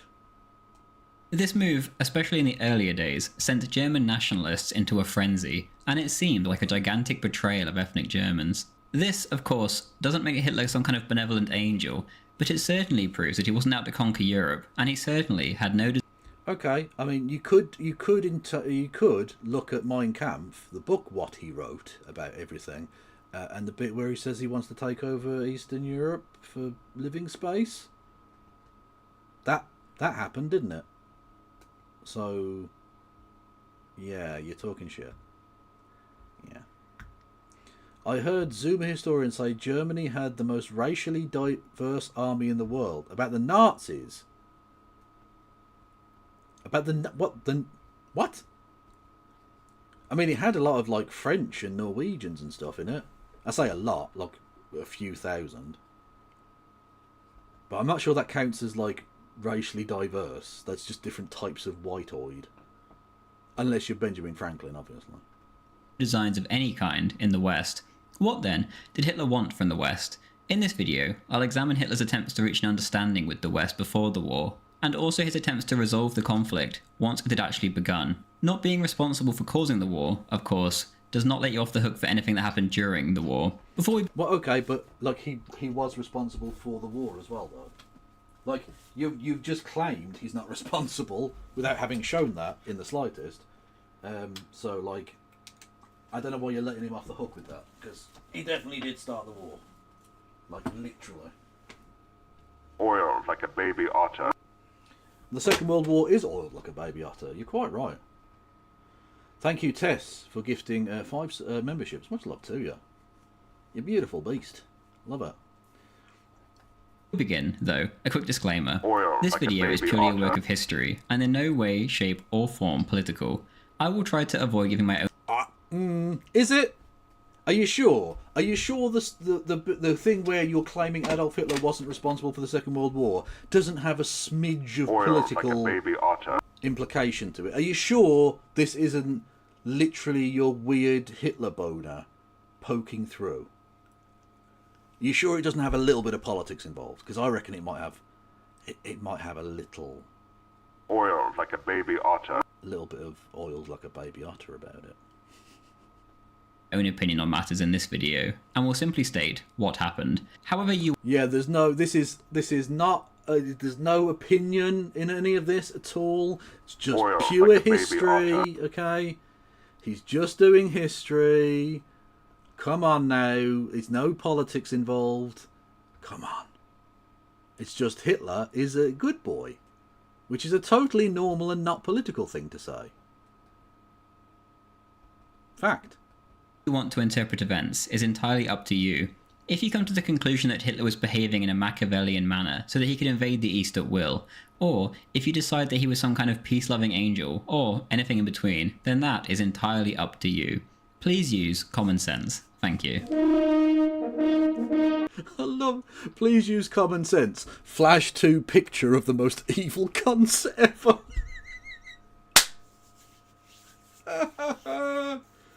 Although you've got to say, Hes did have a fucking jawline on him. Look at that. I'm not saying they... I mean, they should have hung him, frankly. Or hanged him, whatever. and they didn't, and that was a shame. But what a jawline! Oh.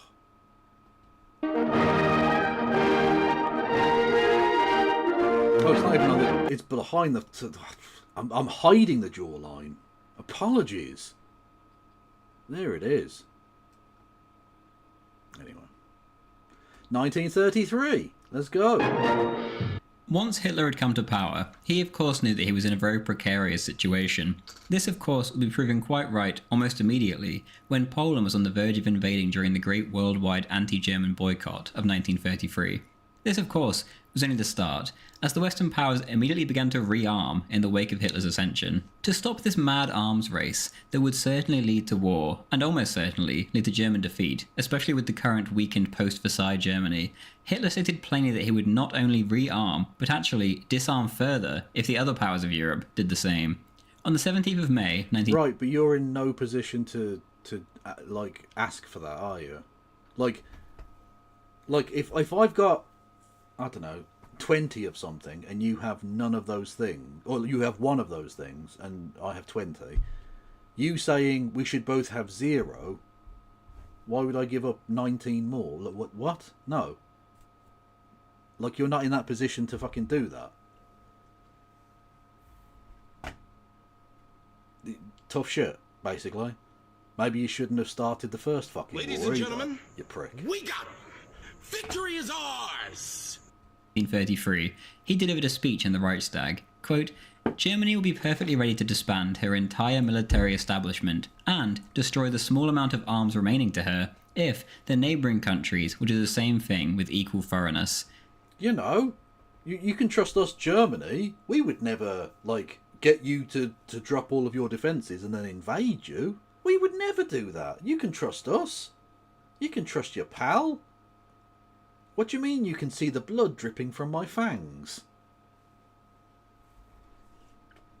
Germany is entirely ready to renounce aggressive weapons of every sort if the armed nations, on their part, will destroy their aggressive weapons within a specified period, and if their use is forbidden by an international convention. Germany is at all times prepared. Because as you know, Hitler, famous for keeping to international agreements,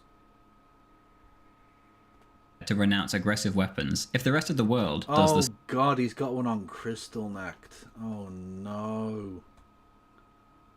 Oh God.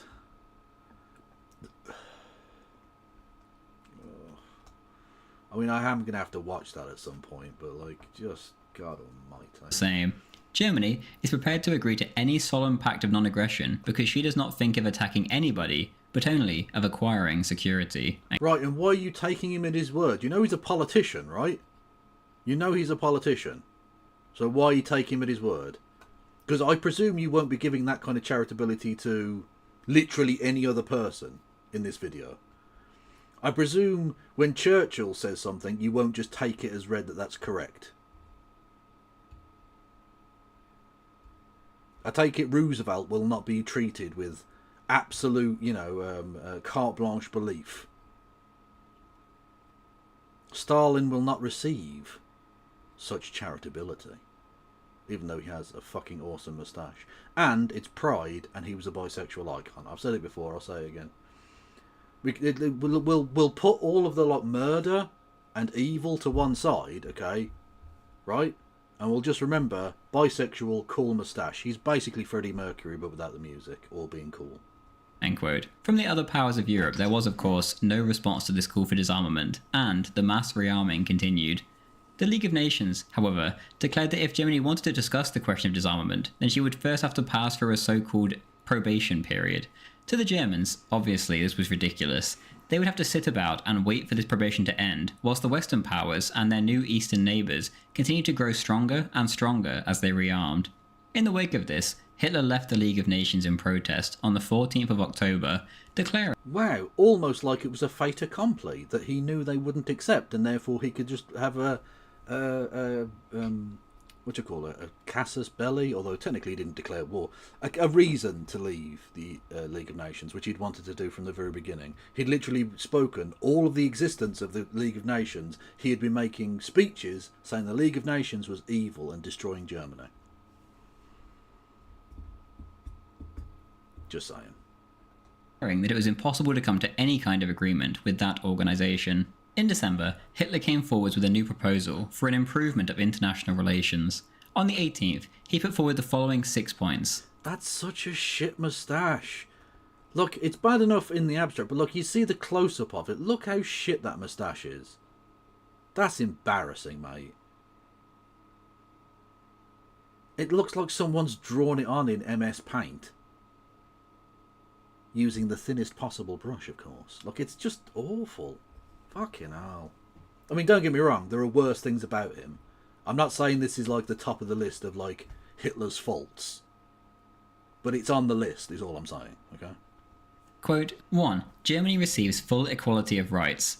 2. The fully armed states undertake amongst themselves not to increase their armaments beyond their present level. 3. Germany adheres to this agreement, freely undertaking to make only so much actual moderate use of the equality of rights granted to her as will not represent a threat to the security of any other European power. 4. All states recognise certain obligations in regard to conducting war on humane principles, or to the elimination of certain weapons for use against the civilian population. 5. All states accept... Also, cheeky bit of Ernst Röhm there. Fat German guy. Just saying. It's pride, okay? We don't get to pick and choose who the gays are.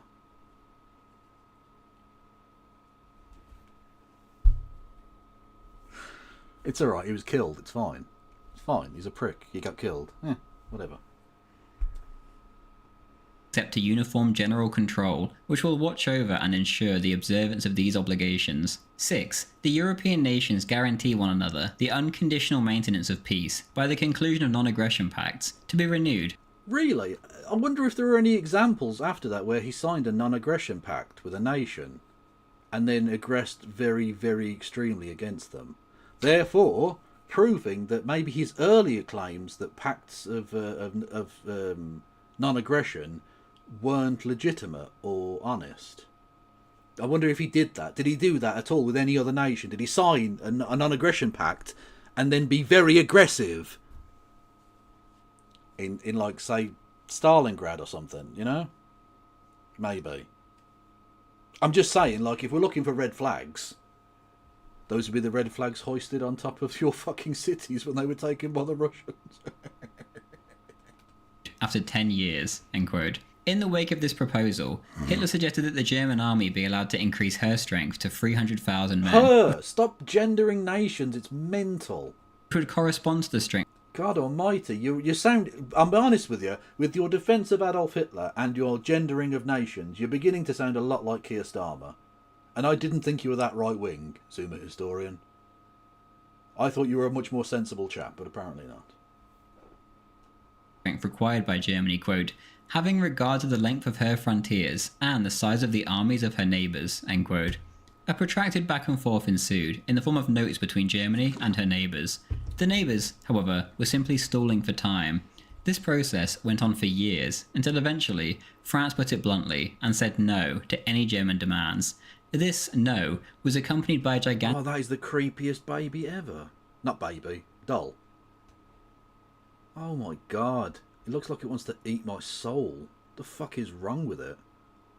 Has it only got one arm? Okay, if it's a disabled one, I'll let it off. But, you know. Even so.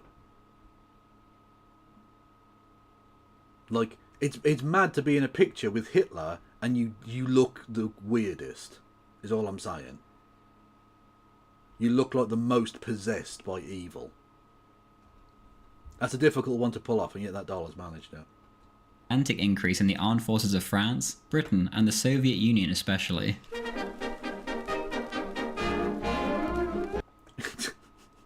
That posture, it looks like he's doing, hey, I'm walking here, is how I think he sounds.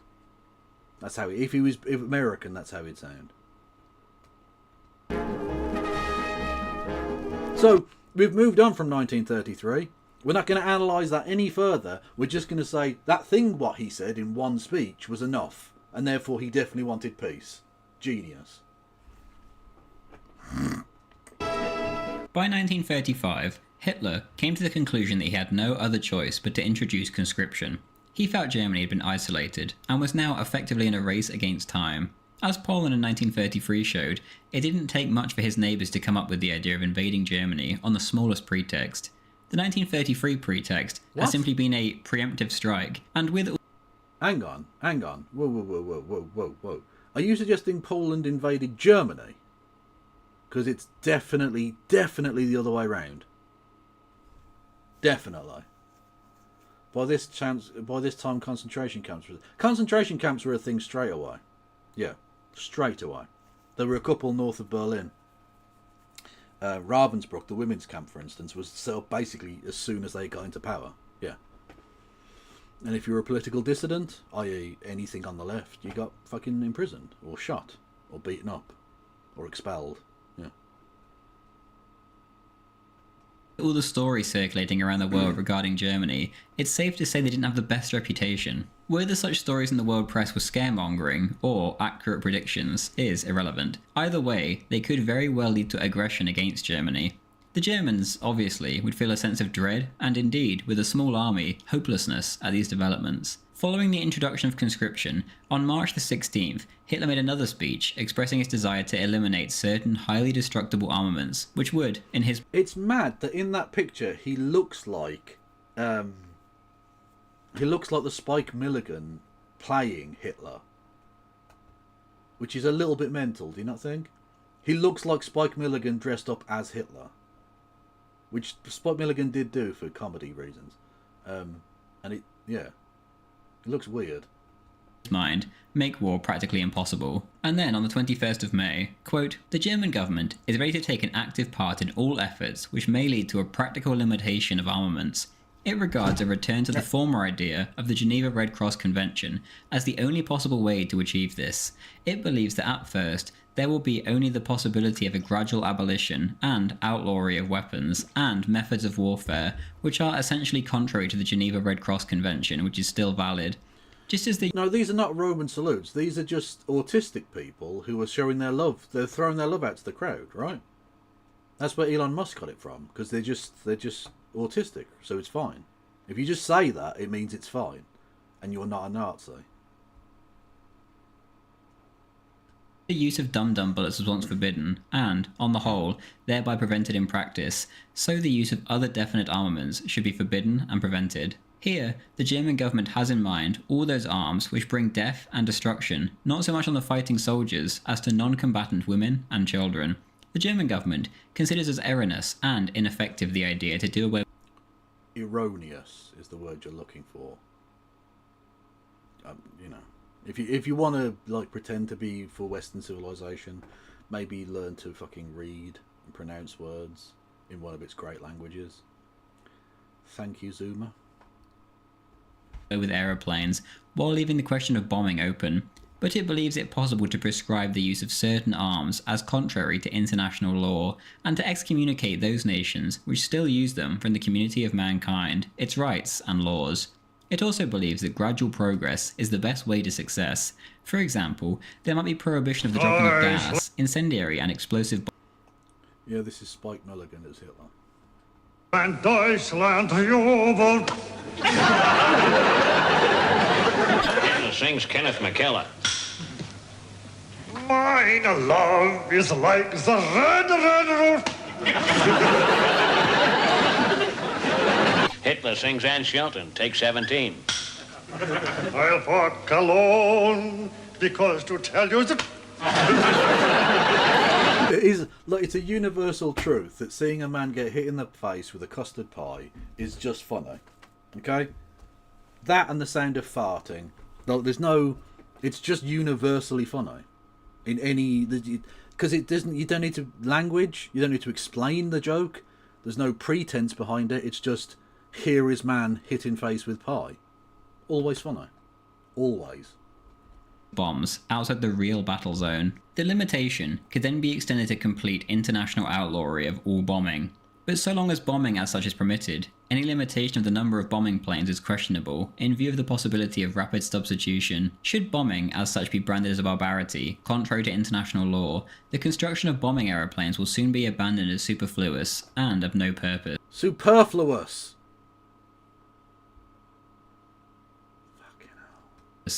If, through the Geneva Red Cross Convention, it turned out possible as a matter of fact to prevent the killing of a defenceless wounded man or prisoner, it ought to be equally possible to forbid, by an analogous... Okay, again, this might hold some weight if they hadn't literally murdered millions of Soviet POWs. Like, you might say there was some truth or honesty to the thing he's saying here, had they not had the opportunity to not kill innocent people and chosen to kill literally millions of Soviet POWs. That's without even getting into the Holocaust, which I'm sure you deny, Zuma historian, because you're a cunt. But, like, Soviet prisoners of war died in their millions. Were murdered, in fact, by starvation and freezing and all the rest of it. And indeed just being shot and brutalised. So, like, his talk here, his nice talk about how you shouldn't kill innocent people or all the rest of it, you know, and how the rules of war need to be, you know, Queensberry rules. I think he might have been full of shit. I think they might have been full of shit. I think he might have been lying. What do you reckon? Convention, and finally to stop the bombing of equally defenceless civilian populations. In such a fundamental way of dealing with the problem... Don't they consider that part of the Holocaust wider? Well, no, not really. It's sort of its own thing. So, the invasion of the Soviet Union expands the Holocaust because you've got millions more Jewish people now under the control of the Germans.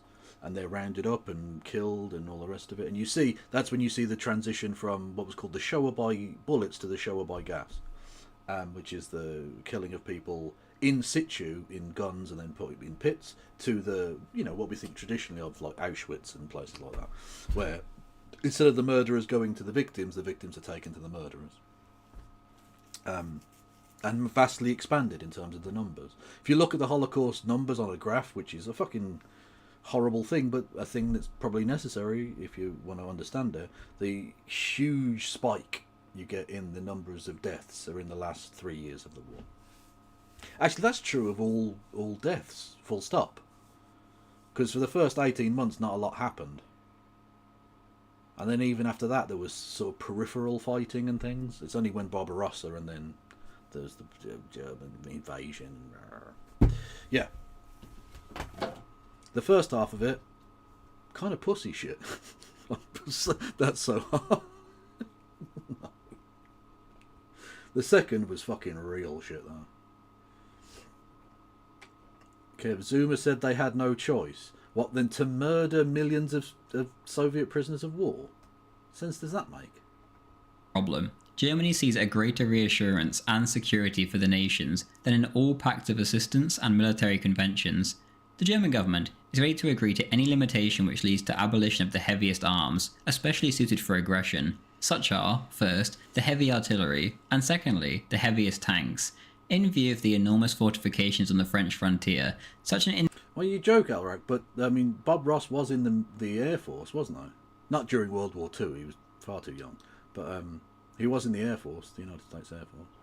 International abolition of the heaviest weapons of attack would ipso facto give France 100% security.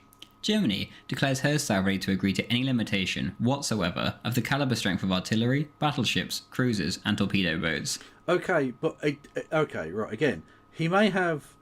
You could possibly take some level of seriousness from his nice words here, had he not invented a completely, well, not he, but his scientists, invented a completely new kind of weapon to fire at London and Antwerp. The missile. The not very well guided missile. I'm just saying, like, you know, if the heaviest weapons and the most destructive weapons are so bad, why did he make loads of them then? Why did he make a completely new type of them then? Again, you're giving spectacular levels of charitability to the least deserving person of charitability ever. In like manner, the German government is ready to accept any international limitation of the size of warships, And finally, it is ready to agree to limitation of tonnage for submarines, or to their complete abolition in case of... Okay, and that's true, and there was a naval fucking agreement. There was a naval agreement signed between Nazi Germany and Britain. It's a thing that educated tankies will bring up, because it's like, oh, you signed a treaty with Germany as well. Yeah, technically. It was to keep down the amount of tonnage, ideally, of German shipping. They broke that deal. So even, again, that's a country signing a specific deal with specific technical restrictions on the German Navy that the Germans signed as well, freely, that the Germans broke. Just saying. Just saying. I think this Hitler lad might have been a wrong one. Kev, can we look at Queering the Map, which shares Queen's people experience and where they are from? There are multiple short stories from queer people in Gaza today's Pride Month. That's Montreal.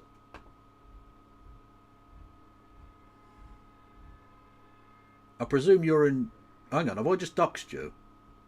Apologies, Elliot, if I've doxed you there, but you went straight to Montreal, so no. Anyway.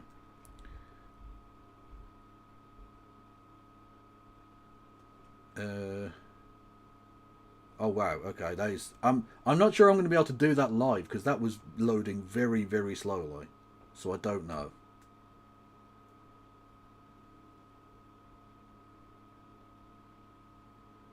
Yeah. Anyway.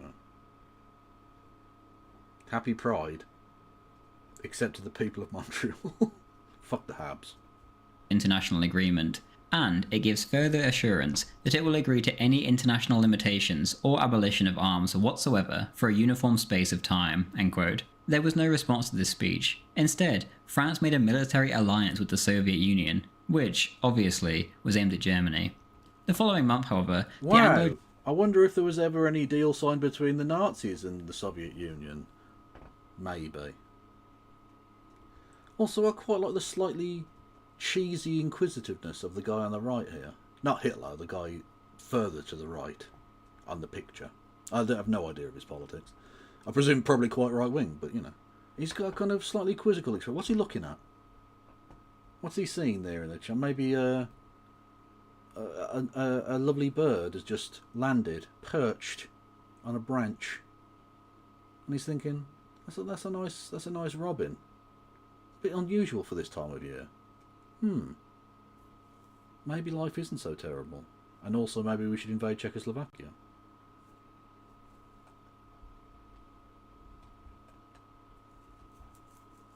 A German naval agreement was signed, which stated that the German Navy should have a maximum strength of 35% of the British one. Hitler claimed that he did this, as he had, quote, neither the intention, nor the means, nor was it necessary, end quote, to enter into a naval rivalry with England, as had taken place before the Great War. Earlier in the... You also shouldn't have started a rivalry with England, because we'll knock you the fuck out, mate. Boom. Year 2, after the Saarland was returned to Germany by mainly it'll be America and the Soviet Union, but we will also knock you the fuck out, okay? We will tweak your nipples, we will kick you in the balls and set your pubes on fire. Hitler reiterated his renouncement of any claim to Alsace-Lorraine in order to come to an arrangement with France. Right. And then he invaded and took those lands. And, in case you're wondering, he didn't keep them as part of what was then France. He literally annexed them, along with Luxembourg as well, directly into the German Reich. They weren't a part of occupied France, even the northern occupied bit of France. They were absorbed into the Reich itself. So again, he didn't cede anything. He temporarily pretended to cede a thing and then took it by force because he wanted to do war.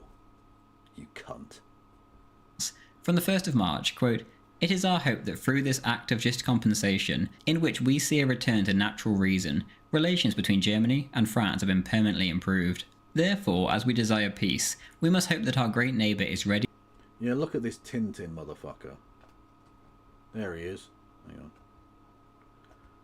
Not the Wojak, that guy. The Sumer historian. The extremist behind one of the largest Hitler apologist channels on YouTube is the former gaming YouTuber Sam Wilkes from Guernsey. One of the bits that was taken over by the Nazis. Amazing.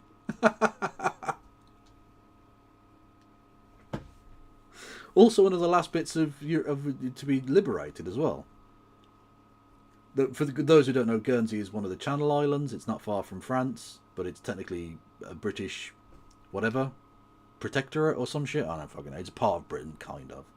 And it was taken over by the Nazis because it was just off the German coast. And rather than try and take it, which was unnecessary and like would have cost a lot of people and wasn't really, they just went, okay, we'll just take over the rest of Europe and then the Nazis will have to cede the island. And they did.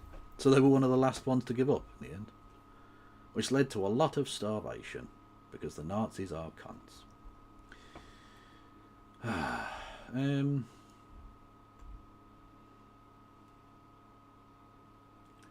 Oh God. Oh no, he's a very bad person. Get to fuck, they came up with me, all these mutants. Hello, mutants. Get to fuck. Hello, mutants. Hello, Surfs TV. Everyone, go and follow Lance at the Surfs TV. Fucking awesome. I'm Kevin Logan. I'm a socialist from the UK. Yes, we do exist. We're not all fucking hideous, awful turf garbage bags. Some of us are cool. And you can hit the follow button for fuck all. Cost you nothing. And you can always change your mind later. I will turn the chat box off in case we get new subscribers and things. Anyway, hello there. Yes. Ladies and gentlemen, we got him. Victory is ours. I definitely just turned it off. I definitely just turned that off. So why the fuck are you still playing that? I know I turned the chat box off. You're a cunt, Kev. Anyway, I'm Kevin Logan. I'm looking at Nazi slop right now. We're watching a Zuma Historian video about Hitler and how peaceful he was. It's mental. It's one of the most mental things I've ever fucking seen. So if that's of interest to you, yeah. Also, I'm a fat queer, so you should definitely follow me, because it's pride and therefore it's illegal not to.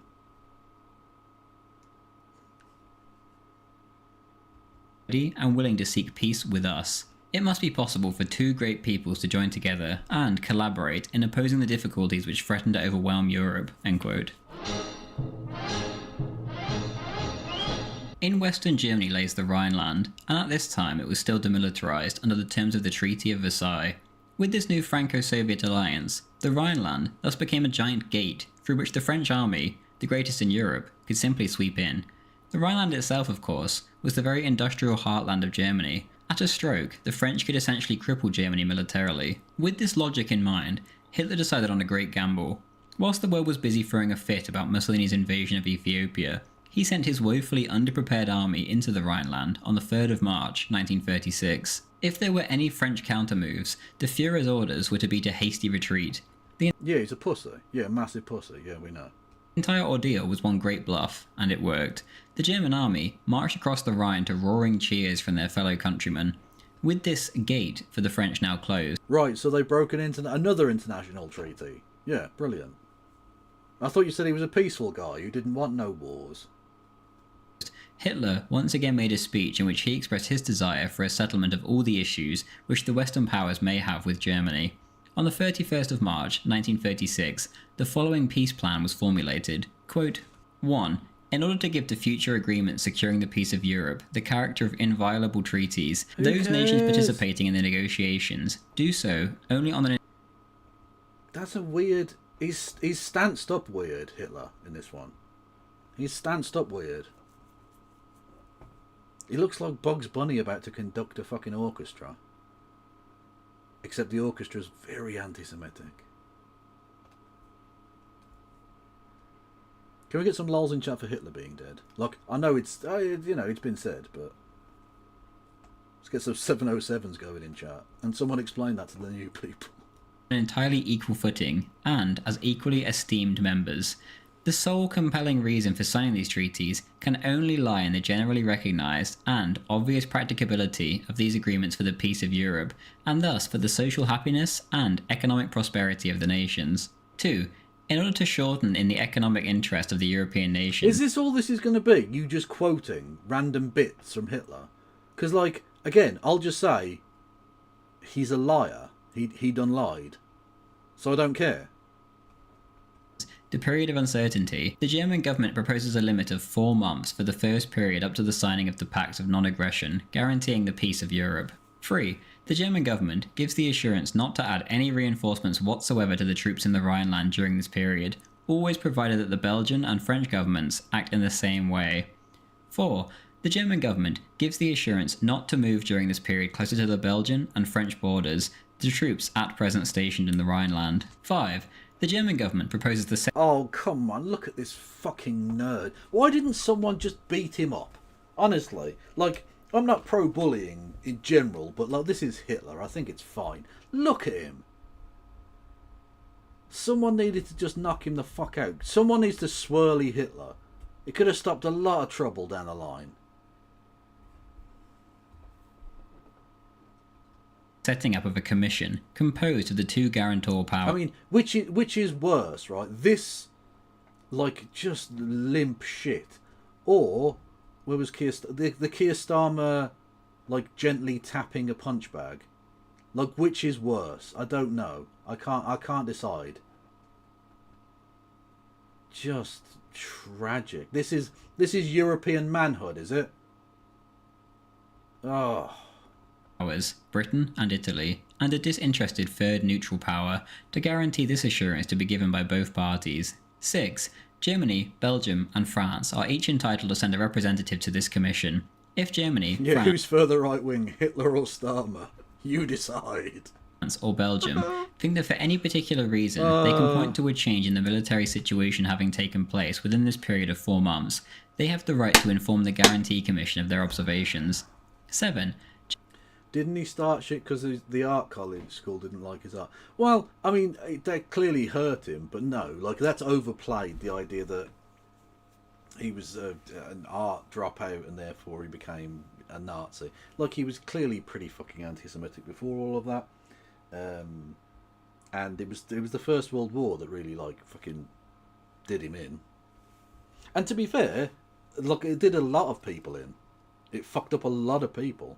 And, okay, most of those didn't go on to become genocidal fucking lunatics. And I'm not excusing for a second what he did. I'm just saying, like, it made potentially not crazy people into crazy people. So, you know. It made a ripe field for him to plough. Is that the right phrase? Anyway, it basically made the conditions that allowed a person like Hitler to happen.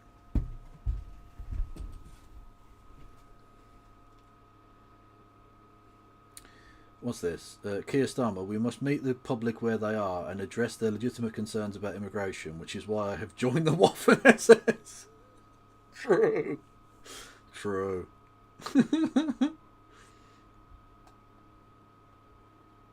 Germany, Belgium and France declare their willingness in such a case to permit this commission to make the necessary investigations through the British and Italian military attachés and to report thereon to the powers participating. 8. Germany, Belgium and France. Also, I don't think he'd like the Waffen-SS that much, because many of those guys went on to start NASA, and that's public spending, and that's verboten. Give the assurance that they will bestow the fullest consideration to the objections. The Waffen-SS was too woke for Starmer. Arising therefrom. 9. Moreover, the German government is willing on a basis of complete reciprocity with Germany's 2 western neighbours to agree to any military limitations on Germany's western frontier. 10. Oh, this is so gay. Honestly, I've stuck my penis into men and it's been less gay than this photo. Germany, Belgium and France and the 2 guarantor powers agreed to enter into negotiations under the leadership of the British government at once, or at latest, after the French elections, for the conclusion of a 25-year non-aggression or security pact between France and Belgium on the one hand and Germany on the really other. Boring. 11. Germany agrees that Britain and Italy shall sign this security pact as guarantor powers once more. 12. Should special engagements to render military assistance arise as a result of these security arrangements? Is he just quoting Hitler all the way through? It's nothing on the screen, who knows? Germany, on her part, declares her willingness to enter into such engagements. 13. The German government hereby repeats its proposal for the conclusion of an air pact to supplement and consolidate these security agreements. I'm going to wait for him to get to the next one, and if it's just him repeating the same thing, I'm just going to say Hitler was a liar and move on to literally anything else. 14. The German government repeats that should the Netherlands so desire, it is willing to include that country too in this Western Security Pact. 15. In order to stamp this peace pact, voluntarily entered into between Germany and France, as the reconciliatory conclusion of a centuries-old dispute, Germany and France pledged themselves to take step to see that in the education of the young, as well as in the press and publications of both nations. Does anyone have anything funny? Get your suggestions for funny stuff in, because I'm getting very bored very quickly with this. Everything shall be avoided which might be calculated to poison the relationship between the two peoples, whether it be a derogatory or contemptuous attitude, or improper interference in the internal affairs of the other country. They agreed to set up at the headquarters of the League of Nations at Geneva a joint... Look at this, so many fans of Elon Musk in one stadium. Crazy. Commission, whose function it shall be to lay all complaints received before the two governments for information and investigation. Oh, Gross 16. Britannian. Yeah. In pursuance of their intention to give this agreement the character of a sacred pledge, Germany and France... Oh, there we go, the former king and his wife, who both should have been executed for their treason. Just saying. Undertake to ratify it by means of a plebiscite in the two nations. 17. Germany expresses her willingness, on her part, to establish contact with the states on her southeastern and northeastern frontiers, in order to invite them directly to conclude the pact of non-aggression already proposed. 18. Germany expresses her willingness to re-enter the League of Nations, either at once or after the conclusion of these agreements. At the same time, the German government again expresses as its expectation that, after a reasonable time, and by the method of friendly negotiations, the question of colonial equality of rights and that of the separation of the Covenant of the League of Nations from its foundations in the Versailles Treaty will be cleared up. 19. Germany proposes the setting up of an international court of arbitration, which shall be responsible for the observance of the various agreements, and whose decisions shall be binding on all parties. After the I'm bored. I'm very bored. I don't care. My answer to all of your supposed examples here, the Zuma historian, is Hitler was lying. He was lying. He's a big fucking lying piece of shit. Moving on.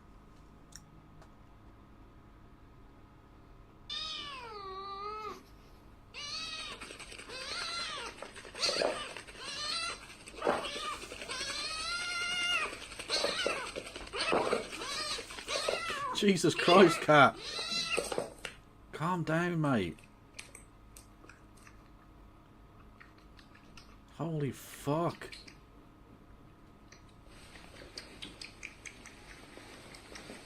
That's mad. That's mad. Fucking cats.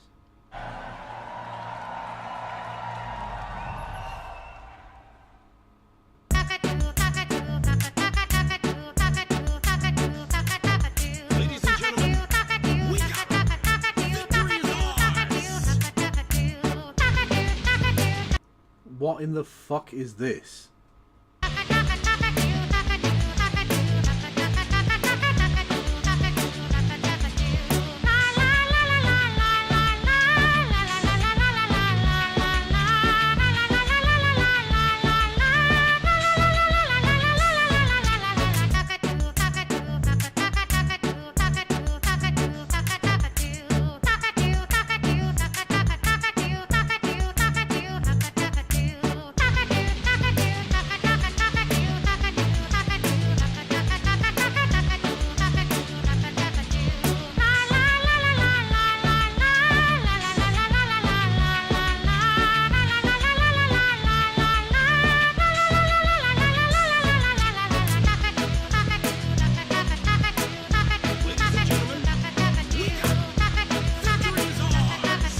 Who the fuck follows during this shite?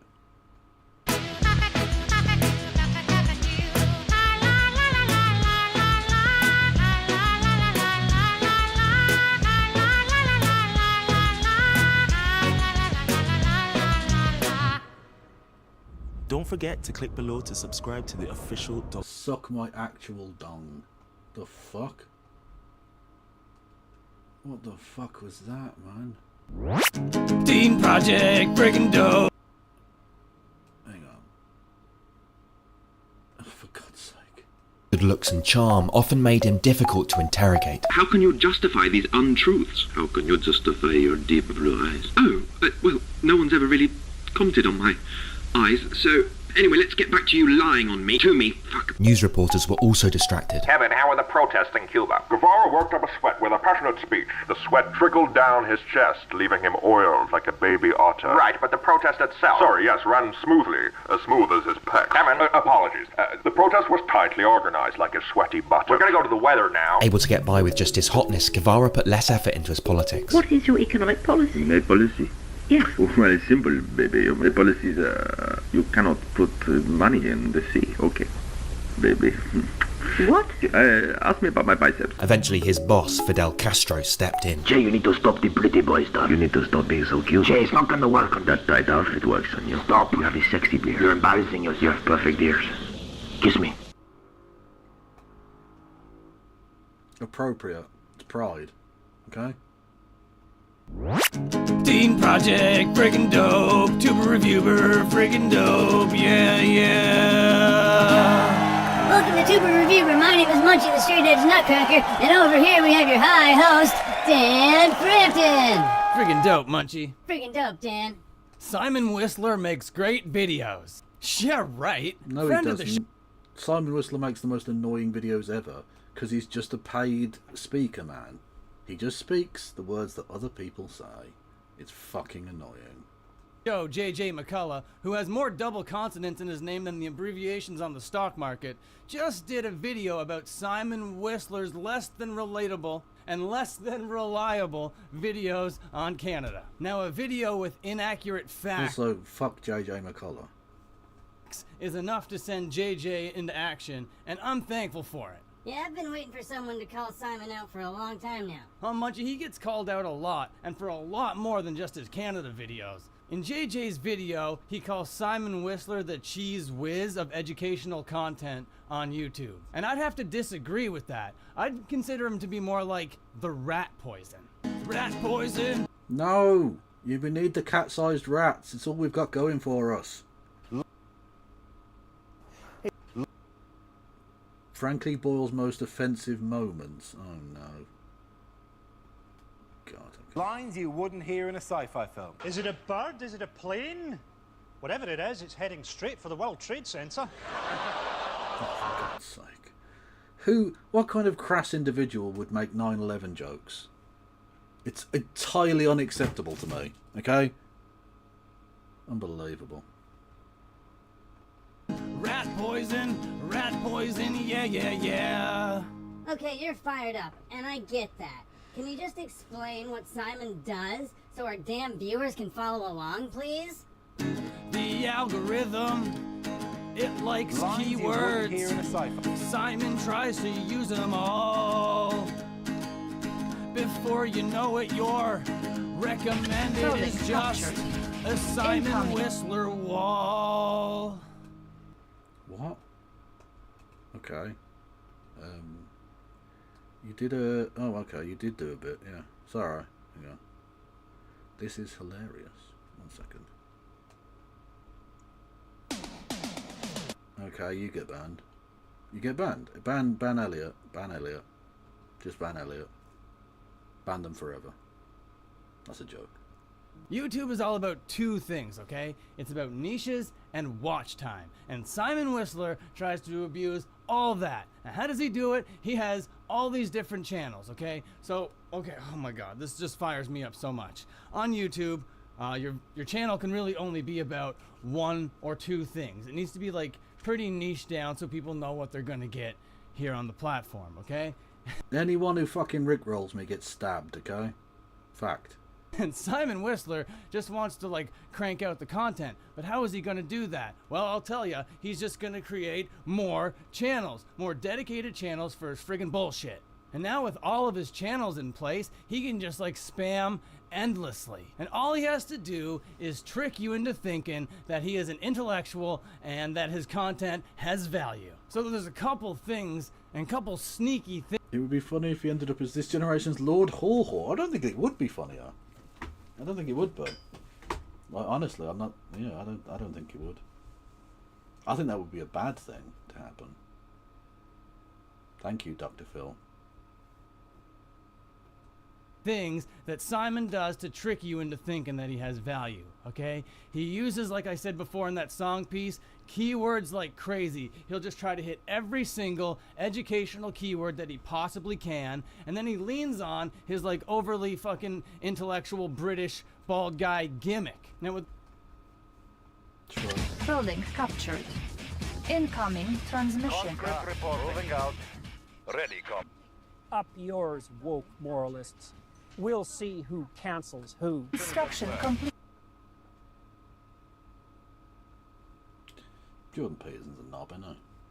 With those things in play, Simon can just like crank out these videos. But how would it be possible to make 5 or 6 different videos a day on all these different channels? I'll tell you how. He doesn't write a goddamn thing. What Simon does is he just hires out guys like Carl Smallwood from Fact Fiend and guys like that. Guys that actually kind of do research and that are, you know, have a passion for facts and that kind of thing. So he just gives them money for their stories, and then he fucking just like regurgitates that crap on his channel and makes you think that it's his opinion. It makes you think that it's the facts that this guy knows. But nah, that's not the case with our boy Simon Whistler. So step 1, buy the script. Step 2, fact check the script.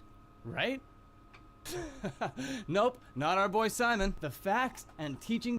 Okay, it would appear I've gotten a 7-day ban on Twitch.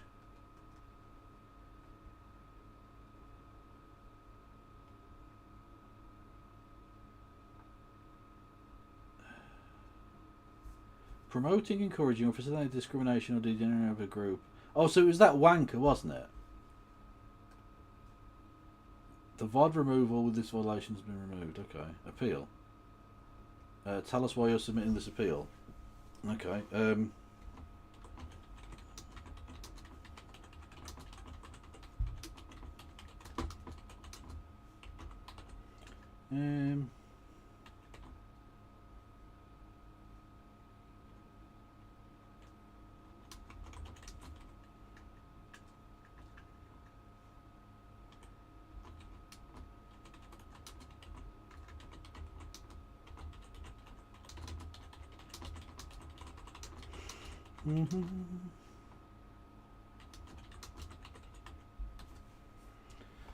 Okay.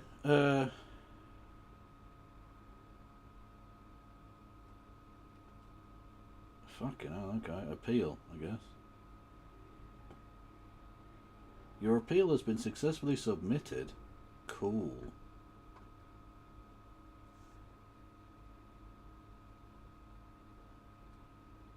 Awesome.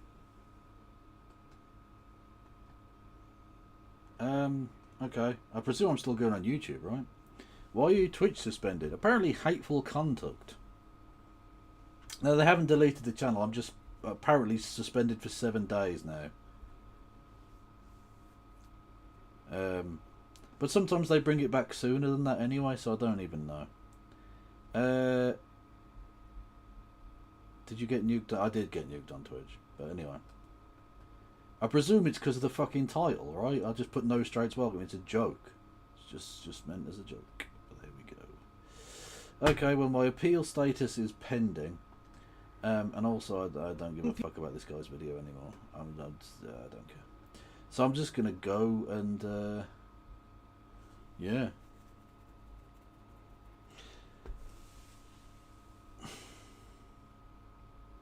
So yeah, okay. I suppose I might be back on Twitch tomorrow. If not, I'll be back on YouTube. I'll still do the YouTubes. So, not for watching Zoomer's pro Hitler video. I mean, maybe, but I was clearly like, you know, taking the piss out of him and saying he was wrong. So yeah. Yeah, okay, I'll send everyone to No Justice in the YouTubes. I can't fucking raid on Twitch because I'm banned on Twitch, so... Oh, God. Okay. Everyone go and say hello to No Justice. I'll be back tomorrow, at least on YouTube. And until then, stay awesome and frosty or something, I don't know. Free Palestine. No passing around.